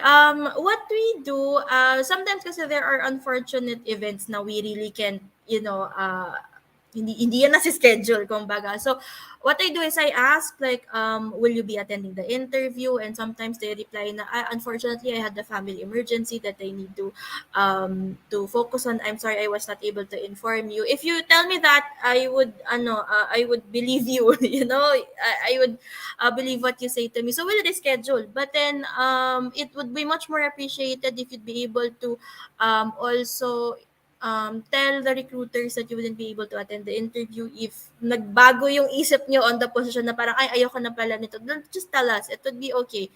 We wouldn't take it against you naman. It would be better for us to have that heads up rather than wala. Kesa mag-ghost kami, di ba? So, ayun. Yeah, just tell us. It would be appreciated if ever. Okay, thank you for that, ma'am. Next question. Is it true that some companies or some employers prioritize graduates from top universities? How, how true is Sorry. this, ma'am? Okay. How Uh, true? for, Sorry. Naka-cut off kita, ma'am. Pasensya na. Excited sumagot. There are positions that the top four universities have prepared for, their graduates for, and sometimes we look at those, but not all positions. Sometimes when you level like all the students coming from all schools, you put them like in one, paano ba? Parang in one line, no? We still look at the credentials, we still look at the capabilities and how fit you are for the position, no? So we do the interviews to let us know na okay, si student A or si fresh grad A coming from this school would be more fit for this position. And then si student B or si fresh grad B would be fit for more positions. So the interview actually helps us know whether or not kahit saan ka pang galing school, whether you'd be fit for the role or not. Your school prepares you to be able to do these roles, to be able to do work that is required for this specific role.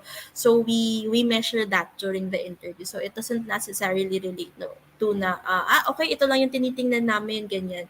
We are very open to discovering talents from across schools and universities. Yes. Yeah, thank you for that, ma'am. Next question. Can fresh graduates negotiate salary? Is this okay? Hmm.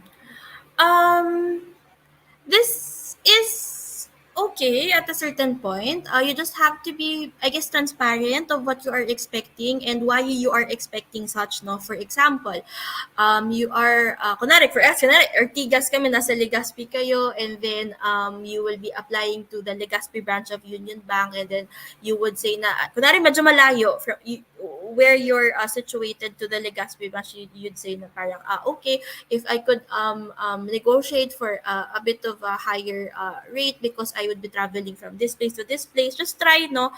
Be polite about it. Don't push it too much, still maintain that respect so that the recruiter wouldn't you wouldn't come off from the recruiter,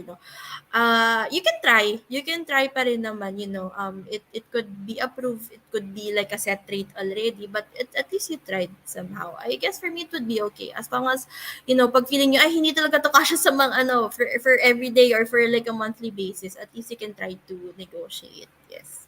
Okay. Last question na lang po. For client-facing positions, is there like a standard on how you're supposed to look? Like, do you train your employees on how to fix themselves, hair and Yeah. makeup, the way they talk, ganyan po? Mm. Sa part ng sales and service assistant is the equivalent of teller roles, no, in our branches, no. So part of their training is like personality development. So we invite trainers to help the sales and service assistants do the makeup, how to present themselves, and how to communicate, how their posture should be. So medyo ayun, personality development talaga before or when they're in their job already. So that's part and parcel of the training, if I'm not mistaken. So it would be good if you know that already, but the bank sorry, at least for us, at least it's something that we can still prepare you much better for when you're in the job already. Ayan. So, thank you for that. So, sa mga gustong mag-join ng mga banking and financial services, huwag kayong matakot. Ay, may training naman daw sila for it. Ayan. So, thank you, Miss Bea. On behalf of DWCL AGTC office, that's Admissions Guidance and Testing Center, thank you for joining us and accommodating our request to do the talk po for DWCL. We hope to invite you in other sessions po, in other universities naman. Thank you, Miss Bea. All Have a great day. right. Thank you. Ayan. So, thank you po, Miss Bea, for being with us today. So, another topic coming in. So, we have new normal work environment. So, this will be discussed by Miss Maria Melissa Sales Alegado, Talent Acquisition Trainer for VXI. Miss Melissa started her career as an ESL teacher last 2007. She was also a preschool teacher in Singapore for 7 years and earned her early childhood development diploma there. With her exemplary skills, Miss Melissa joined the VXI family and started her journey as a BPO trainer last 2021. Miss Mel? Hi, Miss Shari. Good morning. I've always Ma'am, been your a deck is regular. up. Ayan, your deck is up po. So, Okay, I can you leave it see to it? it. Yes, I can see it, ma'am. Okay na po siya on my Okay. end. So I Yes. leave you to it po, and then I'll come in if ever there are glitches po, like All in the right. presentation. Thanks, Okay, Miss thank Sharon. you, Miss Mel. See you later for It's Q&A. going to be a very quick one. Good morning and good morning to our audience, our participants from Divine World College of Legazpi. It's very nice to have you, although I'm not able to see you here on the screen, but thank you very much. Today, I'm going to talk about expectations in the new normal work environment. So I'm sure all of us are aware that since 2020, since the pandemic started, it has caused a lot of disadvantages rather than advantages among all of us students, employees, businesses, name it, right? It has generally touched the universe, the world, to be more specific. So today we're going to talk about our expectations working in the normal, the new normal work environment. But first, let's define new normal. So, as per definition, when we say new normal, though, it's a new English expression that describes the way people live or how we live our lives during and after the coronavirus outbreak. So, I'm sure walang hindi nakakaalam the major and the vast changes it has caused all of us. Okay, as I mentioned earlier.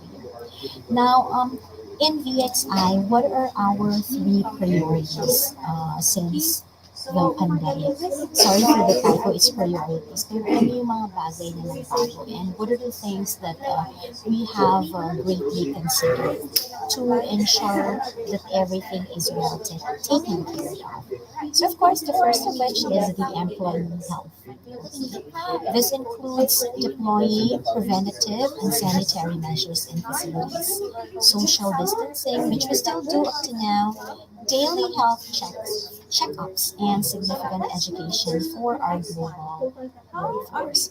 So, when the pandemic started, VXI company has really ensured a massive observation and compliance of health check, which is very important. So when it came to a point before when employees could not go to sites to work, may mga dineploy na mga transportation and certain group of people were actually parked in different hotels para doon sila makapag-perform because of course for free yan.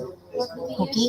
Kasi in-ensure talaga ni VXI while the business is ongoing and while the employees are doing their tasks and duties, safe pa rin sila. And that has been observed ever since the pandemic. Hi, Miss Mel. Miss Yes? Mel, I want to Hi! interrupt kasi we can't hear your is there a chance you can turn up the volume of your mic? Okay, thank you so much. Can you hear me, guys? Kasi yung background po ma'am medyo maingay, parang na-overpower po yung voice niyo. All right, hold on a minute. Okay, sige ma'am, no problem. Ayan. So, for our audience, please wait a minute. We'll just fix Miss Mel's background and mic. Ayan. So, just another added announcement. There will be an evaluation and attendance at the end. So, this will be posted at the DWCL AGTC page. So, that's where you will get the link. Sir Justin will also ayan. Ma'am, you're back. Yeah, Can we test? I'm just Ayan. waiting for you. Sound check. Can you hear me okay? Yes, Is it ma'am. better? Better this time. Do you still hear Ano na voices lang, in ma'am. the background? Do you hear voices in the background? A little bit, Right? pero mas better na po Okay. siya ngayon. Thank you. Okay. Sorry, I Ready need to to go with apologize because I'm at the site right now, so we have trainees here as well. But I'll try to speak as loud as I can so you guys can hear me. Is it better now? Okay, Yes, ma'am. thank you so Better. much. Thank you. Right, Thank thank you. you. So I was talking about the VXI 3 priorities on employee health. I said that the good thing about VXI is that it has really ensured that the employees are safe in terms of contacting viruses. So during the outbreak of pandemic, the employees were really taken care of. So nag-deploy sila ng mga transportation to ensure that wherever the agents are assigned, hindi sila kailangang mag-commute to go to work. And nilagay sila sa respective hotels or sites para naman mas decente at mas maayos yung kanilang trabaho. Okay, now we also have the business continuity. So VXI have developed or has developed business continuity plans to meet each other or each client's individual needs. So kahit pa merong pandemic, just like what I mentioned earlier, in-ensure pa rin niya na covered lahat at walang magiging changes except that hindi lang talaga nag-work at the site yung mga employees 2 years ago. Okay, and of course, we have ensured strategic long-term support. Okay, so VXI has explored strategies. What are the ways, what are the contingency plans to ensure that employees' health and business are happening continually and continuously. So ito yung mga pinrioritize ni VXI at the time of the new normal, which is still happening now. So actually, this is our new normal now after the pandemic. Hindi pa rin naman completely nawala sa pandemic. It's just really around the corner. It's only how we ensure our safety individually, right? We do our own safety measures. And so what are the preventative measures that we have? Okay, so we have five. We still apply the no face mask, no vaccination card, no entry. Now, meron ng nilift na amendment ang ating administration na pwede naman ng no face mask, pwede naman ng it's actually more of a personal choice na if we refuse not to. Of course, here at the site, we still wear it. Tinanggal ko lang siya because I have this talk this morning. But otherwise, we try to still observe that, okay, for the benefit of everybody, right? No vaccination card, no entry. Hindi naman masyadong strict, pero there are really times na hinihingi siya. So we encourage our agents or applicants when they submit themselves on site for the application or interviews, they need to bring all these things always. Okay? Checking of body temperature, of course, is still very much observed. Okay? No touch hand. Meron tayo mga dispensers pa rin for hand sanitizers. It has become rather a practice. So every day meron tayo niyan kahit saan. We bring our own personal hand sanitizers to ensure cleanliness, hygiene, and safety, of course. Okay? Integration of sensor doors and elevator buttons and the improvement of other commonly touched areas in the office. Okay? And schedule cleaning every after a few hours. So the best thing about VXI talaga, all these are being observed. Okay? So pagdating pa lang namin ng office, meron na kaming mga cleaners, yung mga angels namin dito who makes sure na talagang malinis lahat yung mga stations namin. And then every now and then, they would hop in, they would swing by to do their touch-up sa mga premises namin inside the office. Okay? And preventing overcrowding. So, ngayon kasi sa new normal natin, meron na tayong interviews at site. Okay? Meron pa rin tayong on-the-phone interviews for those applicants who live very far away from the city. Say, dito sa amin sa Mindanao, masyadong malaki yung island natin dito. So, if there are applicants who are not within Davao City, say coming from far away places, they would opt for on-the-phone interview. So, that's not a problem. Pero yung mga within the city lang naman, pwede na silang pumunta sa sites for the face-to-face interview. But we do observe still these preventive measures. Sitting arrangement is still very much observed. And so, inside the premises of the buildings, when we are here, kailangan naka-face mask yung mga candidates, pati yung mga staff namin. Okay? We have limited people in a conference meeting room. Pag meron tayong mga virtual, online setup, face-to-face discussion, coaching sa mga candidates namin, nililimit namin yung numbers sa room. Okay? And of course, we still avoid big group meetings, assemblies, or team events. Meron naman na siya, pero limited pa rin. Ibig sabihin, hindi pa rin tayo ganun ka-feeling free to do what we want. So we still need to consider the place, the time, the occasion, para naman safe ang lahat. Okay? And of course, among ourselves, we would encourage na vitamins, right? Yun naman yung mga personal practices na ginagawa natin to ensure na we do not easily contract all these viruses around us. Okay? Now, how do we cope in the new workplace and the new normal? So, of course, with our company, we always would want to enhance the quality of our communication. So, it's an open door policy. Kung ano yung mga kailangan namin, we communicate it on a very positive note. Okay, we keep up with the morale of our team members among ourselves. So kaya nga meron tayong mga leaders to ensure that our questions, our concerns are being raised and are being listened to by the leaders. Okay, and of course we want to be agile. We always want to be very active. We want to be very feeling alive and lively in doing our tasks.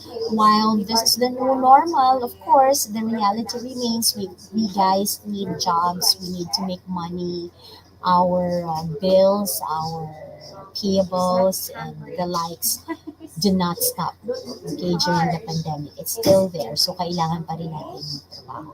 The only important thing is that we are more vigilant this time dahil nga meron tayong virus pa rin na tinatawag.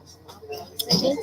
Now, what are the things that we need to consider when we are applying in the new normal that we have? So, recruitment process, how to apply. Available na rin naman po sa VXI and interview face-to-face and on the phone interview. So I will flash later the website that we have for you to check all the job availabilities or slots open or positions for everybody. Of course, there's a work setup of the job vacancies available siya online. And applicants can also hop in sa mga sites namin, Luzon and Mindanao, for their applications. And of course, the amenability or capability to the job vacancies. Willingness participant to relocate, let's say people in Legazpi are aspiring applicants from Legazpi.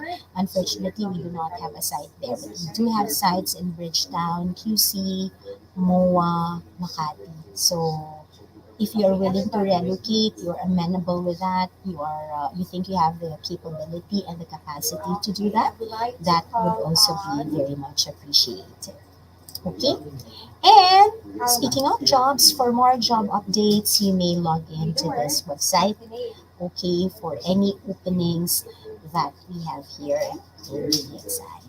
And to our graduating students from Divine World College of Legazpi, if you think you possess all the skills and the strong desire to apply and try our company, please check the website. I'm sure there are a lot of positions vacant and open for you guys. Okay, so have a look and thank you. Good luck to everyone. Thanks, me, Sherry. There you go. Hopefully, Thank you for that, ma'am. okay na ba, okay na ba yung audio ko? Yes, ma'am. Okay na po. Ayan. So sorry So, for that.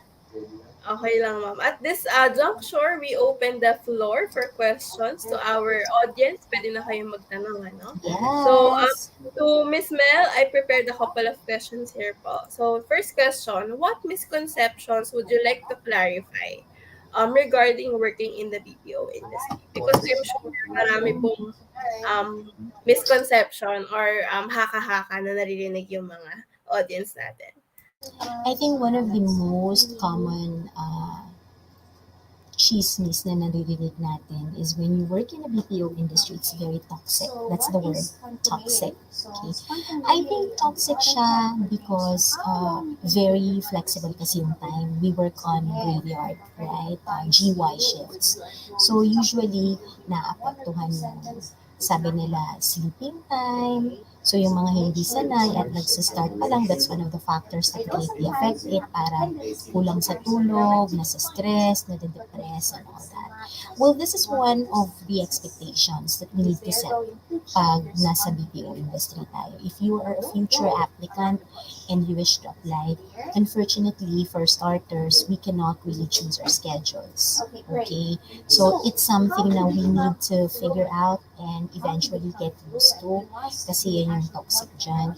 Pangalawa, sabi nila toxic because it's a customer service kind of job. So, we speak with different types of clients, Americans, to be very specific. So, syempre, attitude, iba-iba yung ugali ng mga customers natin. But they always remind the applicants that what makes it different from us Filipinos being consumers. Di ba pag nagagalit tayo, ang dami din natin sinasabi pag tumatawag tayo sa hotline. Pag napuputol yung mga PLDT lines natin, Globe or Telco to be more jet specific, nagagalit din tayo. So, ganun din naman sila. So, we have to really set our expectations if we wish to be part of the customer service industry. These are the things that we will be encountering. Yung getting along with the different types of customers, working very late up to the hours of the morning. Yun yung mga i-consider natin. And yun yung mga challenges na kailangan natin i-consider if we think we are really ready. But otherwise, if I may say, all types of job are really toxic in a way. So it's just really depending on how we adjust to it, how we handle ourselves, and how we manage it. Otherwise, kung gusto natin yung work natin, kahit pa toxic yan, kung masaya naman tayo, we will be able to get by.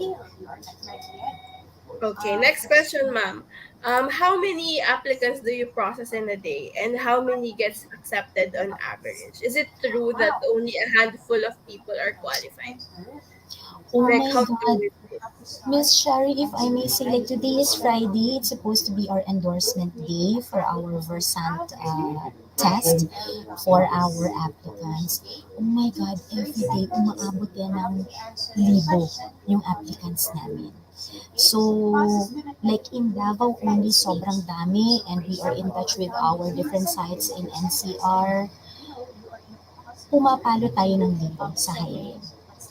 Pumapalo talaga. Yung mga GOs natin or job orders or signing of contracts, sobrang dami. Because let's face it, BPO industry embraces all types of applicants. Even if you did not secure a college diploma, we welcome you here.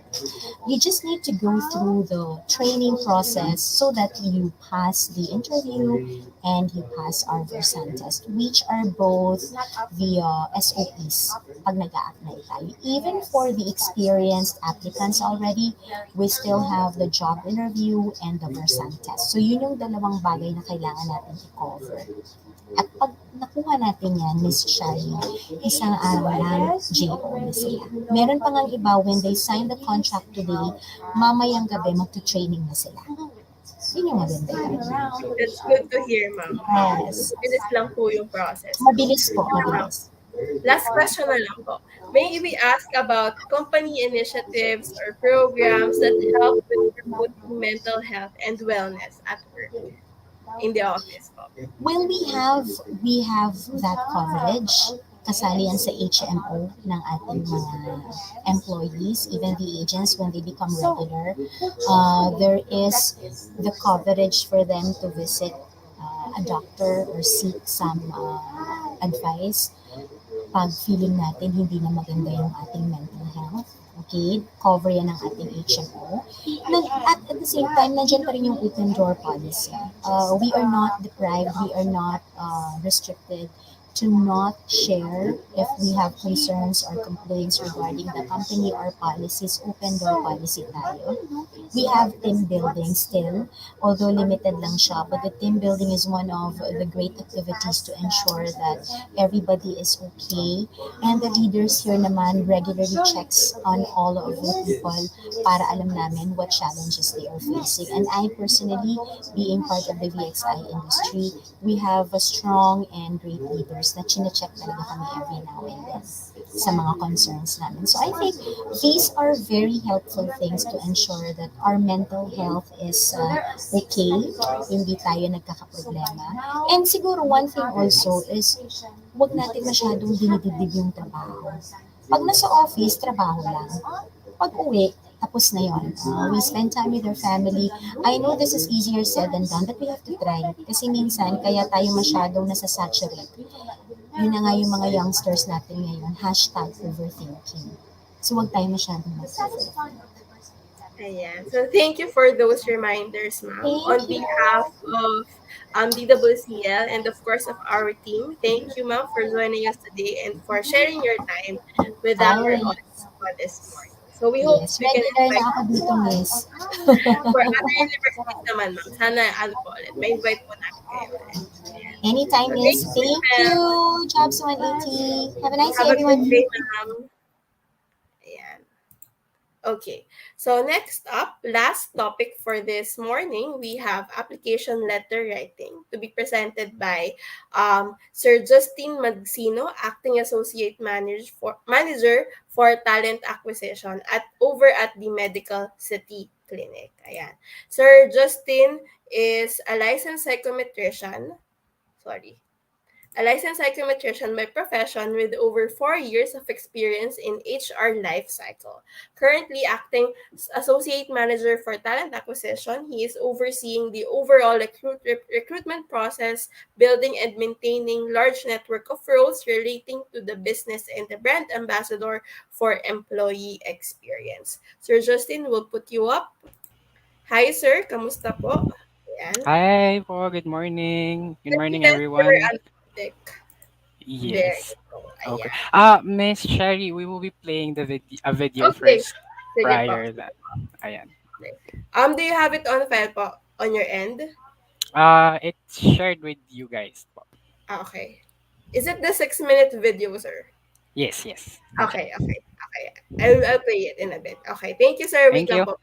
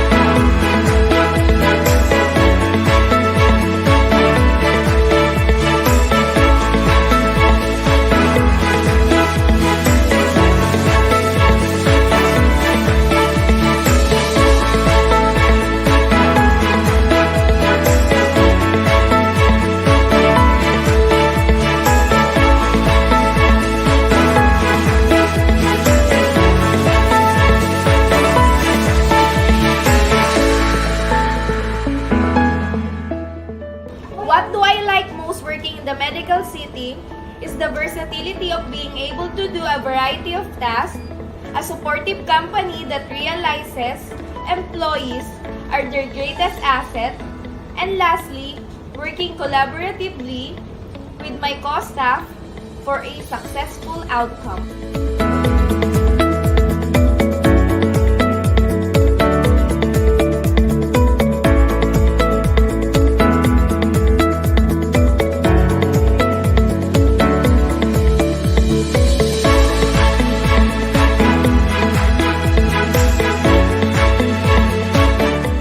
Medical City Clinic provides support, learning, and good opportunity to all. Our job can be very challenging at times, but it pushes us and our senses to our full potential. And here at the Medical City Clinic, where patients are partners, we make sure we provide the utmost patient care.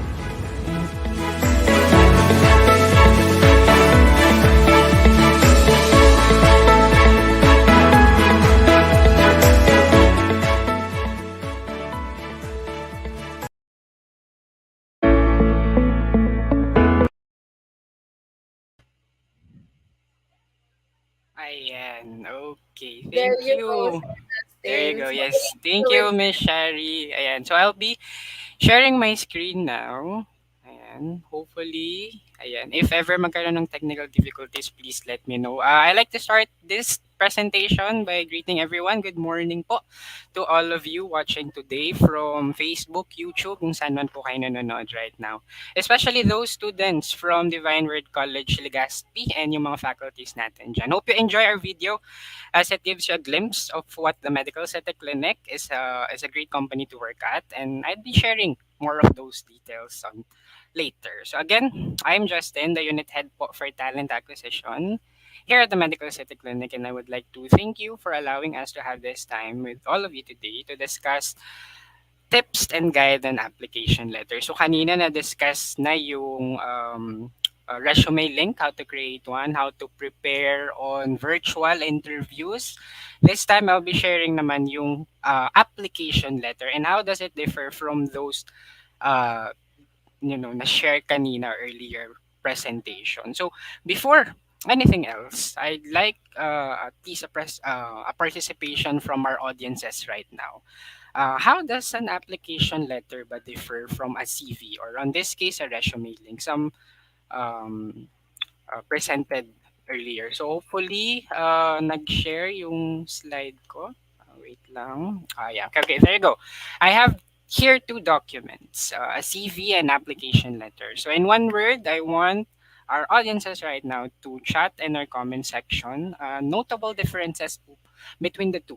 So ano yung difference na nakikita nyo visibly dito sa CV and application letter. So you can chat on our Facebook, on YouTube, kung ano man, kung saan man kayo nanonood right now, any notable, at least one word descriptive notable difference between those two documents. So usually we actually receive comments like CV is actually more detailed. It has more points. It's bulleted. It contains specific information. Ganyan. On the other hand, an application letter naman, it's more of a descriptive type of document. So actually, those are usually the comments that we receive about the difference between CV and application letter. So visibly, we can see agad differences, no? Based on the picture shared pa lang. But let's dive into further details about what it is or what's actually an application letter. So application letter, or for some known as cover letter, is a descriptive presentation of a candidate profile. It's more descriptive in format than a CV.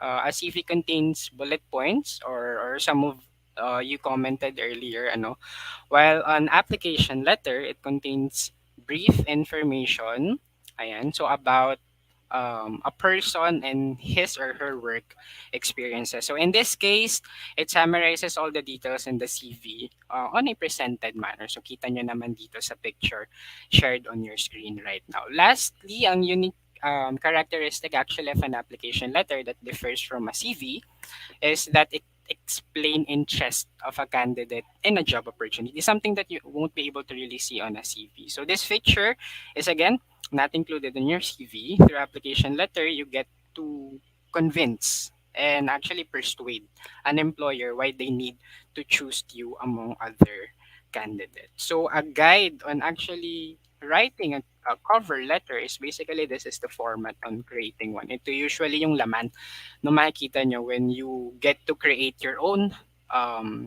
cover letter. I'll be sharing tips, ano yung mga pwede nating ilagay dyan. It's too long, it's too overwhelming now. Pero once I share tips, or ma-realize nyo, you can put in a lot of details on this. So on the first part of the cover letter is the header. So here you can put the contact information, your name. You can actually include here your resume link then ano so something that can be updated from time to time. So your header, and we have few paragraphs. You have the opening, the body paragraph that contains all the basic descriptive presentation of your profile. So later on, as I mentioned, I will give you tips on what to include or what should be the contents of your actual letter. So closing your application letter, you have ito yung huge impact when you're creating an application letter. You need to include here details how you are the perfect fit for the role. It's best to end your letter with a bang. So mas maganda yung ending ng letter, much better. It's more catchy on the eye of the recruiter. So I'll show you again later on the tips on how to write your own closing for your cover letter. And of course, a basic, very basic. Ito yung ating signature, which is a formal way lang to close your application letter. So a breeze through on the guide. Again, we have the header, the paragraph, and closing, and then yung signature natin.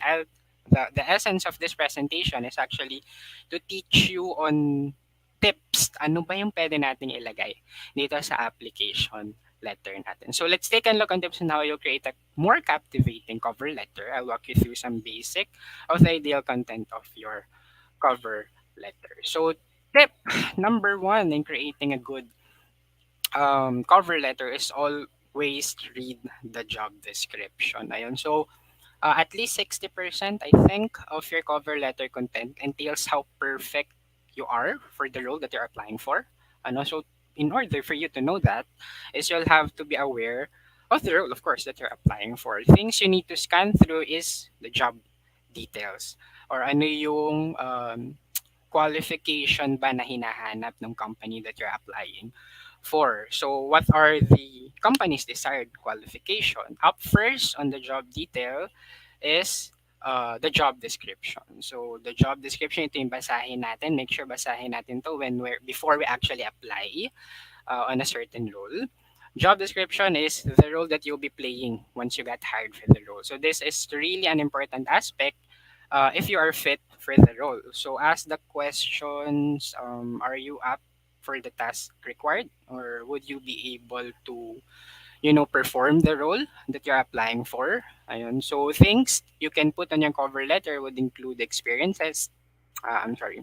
So experiences, um, your background, and ano yung naging exposure and training mo. So that makes you qualified for that specific role. So in order to find that out, again, you really have to read the job description. So next on the job details that you need to make sure that you actually been able to scan through before applying is the location and application process. Why is this essential really? On the perspective of the recruiter, this is a more technical aspect of the position that they're trying to fulfill in the organization, and that's a certain information then that applicants should take note when they're actually applying. So location is where, and application process actually when. So know the location, as this is a key detail.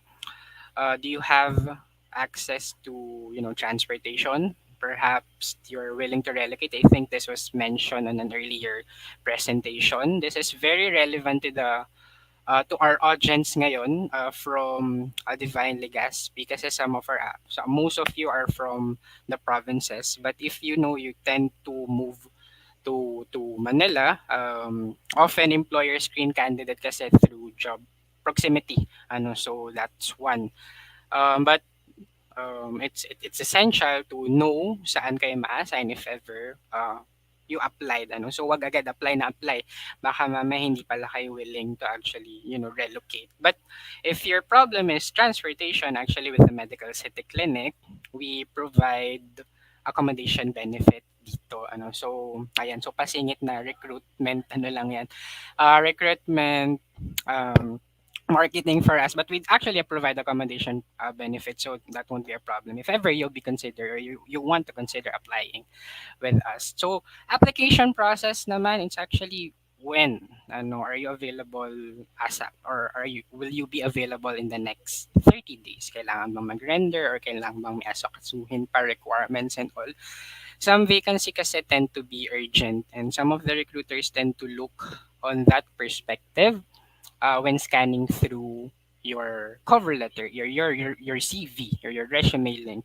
If ever that hindi siya match, then they'll have to actually include your application on the fallout candidate. So candidates often, so ito yung usual tricky part on the perspective of the candidate. So candidates do not often read the JDs, then ask themselves, bakit kaya di ako qualified? Bakit di ako nakapasok for interview? Or most often, ang question ni applicant is, ang dami kong in-applyan pero di ako nakapasok. So likely, because you are not fit for the role, which you should have seen, as I've mentioned, if you have read the job details. So the description, the location, and application process tendency, you get to see that in the first hand pa lang. So another tip on creating a good cover letter is to flex your skills. Ayan. So very millennial yung flex your skills. So this is one of the very very relevant tip in creating a good and a more appealing cover letter. So you want to customize your cover letter on key highlights of your skills, experiences, accomplishments, and recognition. So for fresh graduate, you can invest more on this content in comparison to the earlier, since you want to promote your highlights, your skills. You can actually be technical on this. I'll share with you some samples later on. So what are your experiences that is prior to the job you're applying for? So you can include dito yung job description from your previous work, or even as mentioned by Sir Kim earlier, you can include any experiences really that you think would be relevant to the role. So some of the people kaya hindi sila nagagawa ng cover letter. Hala, ano ilalagay ko sa cover letter? I don't have any skills naman. I don't have any recognitions naman, or even accomplishments. So um, don't be too harsh on yourself. Definitely, you have some skills within you that you have not seen yet and you haven't topped yet. I'll show you ano yung mga highlight samples natin later. Kung ano yung mga pwede nating ilagay sa cover letter natin. So lastly, you have your accomplishments and recognition. So these are the trainings that equip you that make your profile stand out among the rest of the candidates. So to show you, ito na yung sinasabi ko, a few sample here, which we will expound more on your cover letter. So ito yung mga skills. Actually, maraming skills. Ito sample pa lang ito ng mga skills, experiences, accomplishment, recognition that you can actually put on your resume. So we have skills. So baka magaling kang sa public speaking skills ng ganyan, makipag-communicate, you're fluent in English, konyo ka kunyari, o yan, sa lagay mo, communication skills. Software skills for our IT people, or especially sa millennials right now, very adept with using software, offices, and other tools, programs. You can actually put that one very prominent right now. Canva, if you know how to use Canva, you can actually highlight that on your cover letter then as well. Another skill is team and organization. If you work well, with your team, that's actually a skill then that you can input. You're a people person. Then and you can actually put that, and it doesn't have to really be um very scholastic yung approach when creating a good cover letter. And again, if you have leadership skills or you aspire to become a leader, you can actually put that one on your cover letter as well. Experiences. So ito yung mga background natin, your knowledge and idea about the role that you're applying for, which technically you should have read on the job description. Exposure and trainings that you have. So as mentioned earlier, you don't want to put trainings from 5 years ago naman. So that would be not too relevant already. So exposure and trainings would be some at least recent in the recent years of trainings. Previous role, something that equipped you with with skills that is necessary for the jobs that you're applying for. So last sample natin for the highlights is actually the accomplishment and recognition. So andito yung mga recent workshops that you attended. So, ayun nga, sabi ko recent workshops, eligibilities, if you have, trainings from government agencies, mga ganyan. I think for some, merong mga special trainings per courses. You can actually put that there as well. Some awards, you can put that as well. And of course, yung mga affiliation. So, ito yung mga outside school affiliation, pwede nyo din yan ilagay sa cover letter. Ang a good thing about it is that we as a recruiter, we get to see that you are somehow involved in certain programs, not just within the school, but outside the school then as well. That's a good factor then that we usually do consider on our candidate. So basically, there are a lot of details. So we don't, want to really say na, ay, wala ka ilalagay sa application letter, hindi ko na yan gagawin. So, no, we have a lot of things that we actually can put in creating a good cover letter. So, these are samples pa lang. You can really add more pa. Last tip ko for you guys is actually ito nga. So, allocate your time. The last tip for the session is to allocate your time. Yes, there may be templates on Google or on the internet on how on sample cover letters already, but you want to really invest on being creative. Invest in customizing a good cover letter. So this basically summarizes all our tips na. So open strong. Focus on the future. If you don't really have any background, focus on future aspects. What are you willing to do? What are your hopes if ever you got considered for that opportunity? Make sure that your plan is includes the plan of being with that organization. So parang you immerse yourself with the organization that you're applying for. So third tip is to keep it short. So you don't want to overwhelm the employer naman in reading the whole cover letter. So be specific and be straight to the point. So last natin tip for today is actually to wrap up with call to action. So as I mentioned kanina, end it with a bang.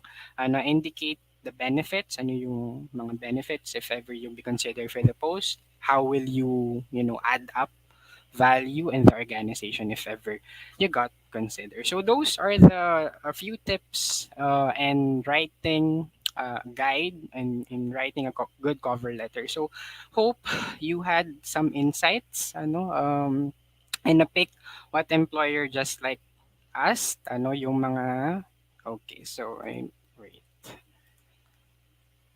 Ayan. So ayan, just like us kung ano yung mga hinahanap usually na employers when from the candidates. Just to make sure, well, looking forward to read those letters. So last tip for you guys again, so flex that skill. So I want to end this presentation with the hashtag flex that skill. Create a good impression. You only have one chance. So an employer will only look into your profile once. So make it count. So, nandito pa yung link ni Medical City if you want to check out job opportunities with the Medical City Clinic. You can visit our jobs 180 site. Ito yung sinasabi ko earlier. We have a lot of perks waiting for you if ever you be considered for this opportunity. Let me flash. Ito yung invitation for you to actually join the Medical City Clinic and how to apply for this opportunity with us. We're looking forward to it. And yeah, I think that ends my discussion. So thank you, everyone. There you go. Thank you for that, Sir Justin. So right now, we are Ayan. opening the floor for questions to our audience. Pwede na kayong mag-post ng questions nyo. So, sir, I prepared a couple para magkaroon ng time yung mga viewers natin mag-isip. So, first Mm. question. Sir, do all applicants need to have an application letter prepared? Or is it just like a plus, a good to have? Ano? Mhm. Definitely it's a plus. It's a plus. Not all employers would require you. It's not a requirement na if ever wala kang cover letter, hindi ka na agad matatanggap. But it's a plus factor. And if you are applying, you want to have that edge already. Just by sending in your application, you can attach simply a letter lang. You have an plus points already. You have an edge already in comparison to other candidate, which would, on the employer's perspective would allow us to look into your profile more. It gives you that plus factor. Ayan. Thank you, sir. Sir, you mentioned a while ago that the recruiter will only look at your profile once. Like, on average, how many minutes or seconds do you spend reading on profiles and portfolios? Like, how long do you read through it, sir? Mm-hmm. Oh, okay. So actually, as a recruiter, we usually scan through at least 100 or over half a thousand resumes on a weekly basis. So we have this thing that we scan through resumes, so at least I'm sorry, 3 to 5 minutes. We read thoroughly the resume. Um, but in terms of looking at how many times do we actually look at it, actually technically we look at it usually once lang. And if ever okay yung profile, if it really stands out, we do put them on the next level already. So again, that brings back to my tip. You only actually have that one chance lang. So make sure it really counts if you are, sending in applications to companies you want to pursue your career Ayan. Thank you for that, sir. So, narinig nyo, guys, 3 to 5 minutes at. lang. So, kailangan, Yes. kailangan yung profile nyo maikse. Hindi pwedeng sobrang dami pages. Ayan. Exactly, yes. Mhm. Next question, sir. Sites near Legazpi. Sir, do you have sites near Legazpi? Like, Sites what nearly. are possible offices where they can apply or sites they can apply to? Okay, all right. So the beauty with the medical city clinic, we are all on virtual recruitment process. So you can apply anywhere, even on your mobile phones. You can actually apply already agad, and we do process all online. So right now, to answer your question, we don't have any site yet at Legazpi, but we are actually aiming to expand more. So medical city clinic is continuously expanding, naman. But don't be hesitant in applying with opportunity with us. As I've mentioned, something that we can flex naman from our end is that we actually have accommodation benefits. So relocation, transportation is really not a problem with our team here. We will be able to accommodate you. We can shoulder the expenses. Not all employers actually provide that.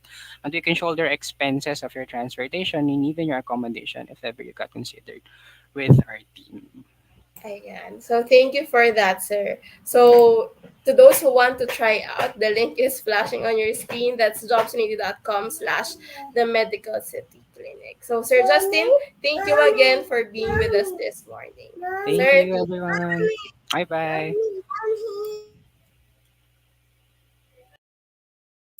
Ayan. So now, for the closing remarks, we want to call on Sir Justin Ben Medina, Guidance Staff for Admissions and Guidance and Testing Center, to give us the closing remarks. Sir Justin, we'll put you up. Hi, sir. Ayan. We Hello po. start. Hello from Team Jobs 180. Hello sa inyo. So good morning or should we say in Bicol, Diyos marhay na hapon sa gabos. So thank you so much team Jobs 180 for handling today's COS 1 Career Orientation Seminar with Marketing Me Live. So, just a quick reminder to our viewers and listeners from Divine Word College of Legazpi, we will be posting the evaluations at the AGTC Facebook page of Divine Word College of Legazpi. So, just hit us up at AGTC at DWCL on Facebook para then makasagot kayo sa aming evaluations for this event. So, once again, thank you ulit for sa Team Jobs 180 for handling this event. And thank you kay Sir Kim, to Sir Justin, which is actually the same name as me. Ayan, from the Medical City. And to the others then, thank you so much. Ayan, so to our students, pasagot na lang po guys ng inyong evaluations for this event. And we'll see you soon. Thank you, Team Jobs 180, and I hope you had a great day ahead of you. Thank you, guys.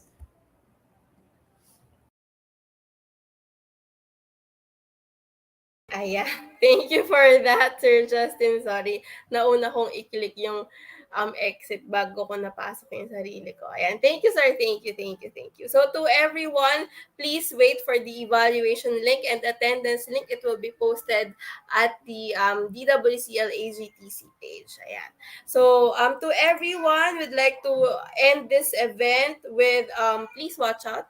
A plug pala. Please watch out for the next set of webinars that we are hosting next week for other universities. So if ever the topics are interesting to you, you may join in any of those sessions. So the topics will be posted on our Facebook page, and you're welcome to join in any of those sessions. So we also invite you to our job seeker community. That's facebook.com/jobs180 job seekers. We will be posting tips and other videos there. So to everyone, we thank you for joining us for this event this morning, and we hope that we can have you back po sa mga audience natin ngayon. We hope to meet you in the workforce, and we're looking forward to everyone na makapag-apply at ma-hire eventually in the next few months. So with that, our session ends today. Thank you so much to the DWCL AGTC team. Thank you, Miss Beng, Sir Justin, Father Bernard. Thank you, thank you, thank you po. And so to everyone, stay safe and have a great weekend. Happy weekend, guys. Happy Friday. Happy Friday. Thank you, thank you.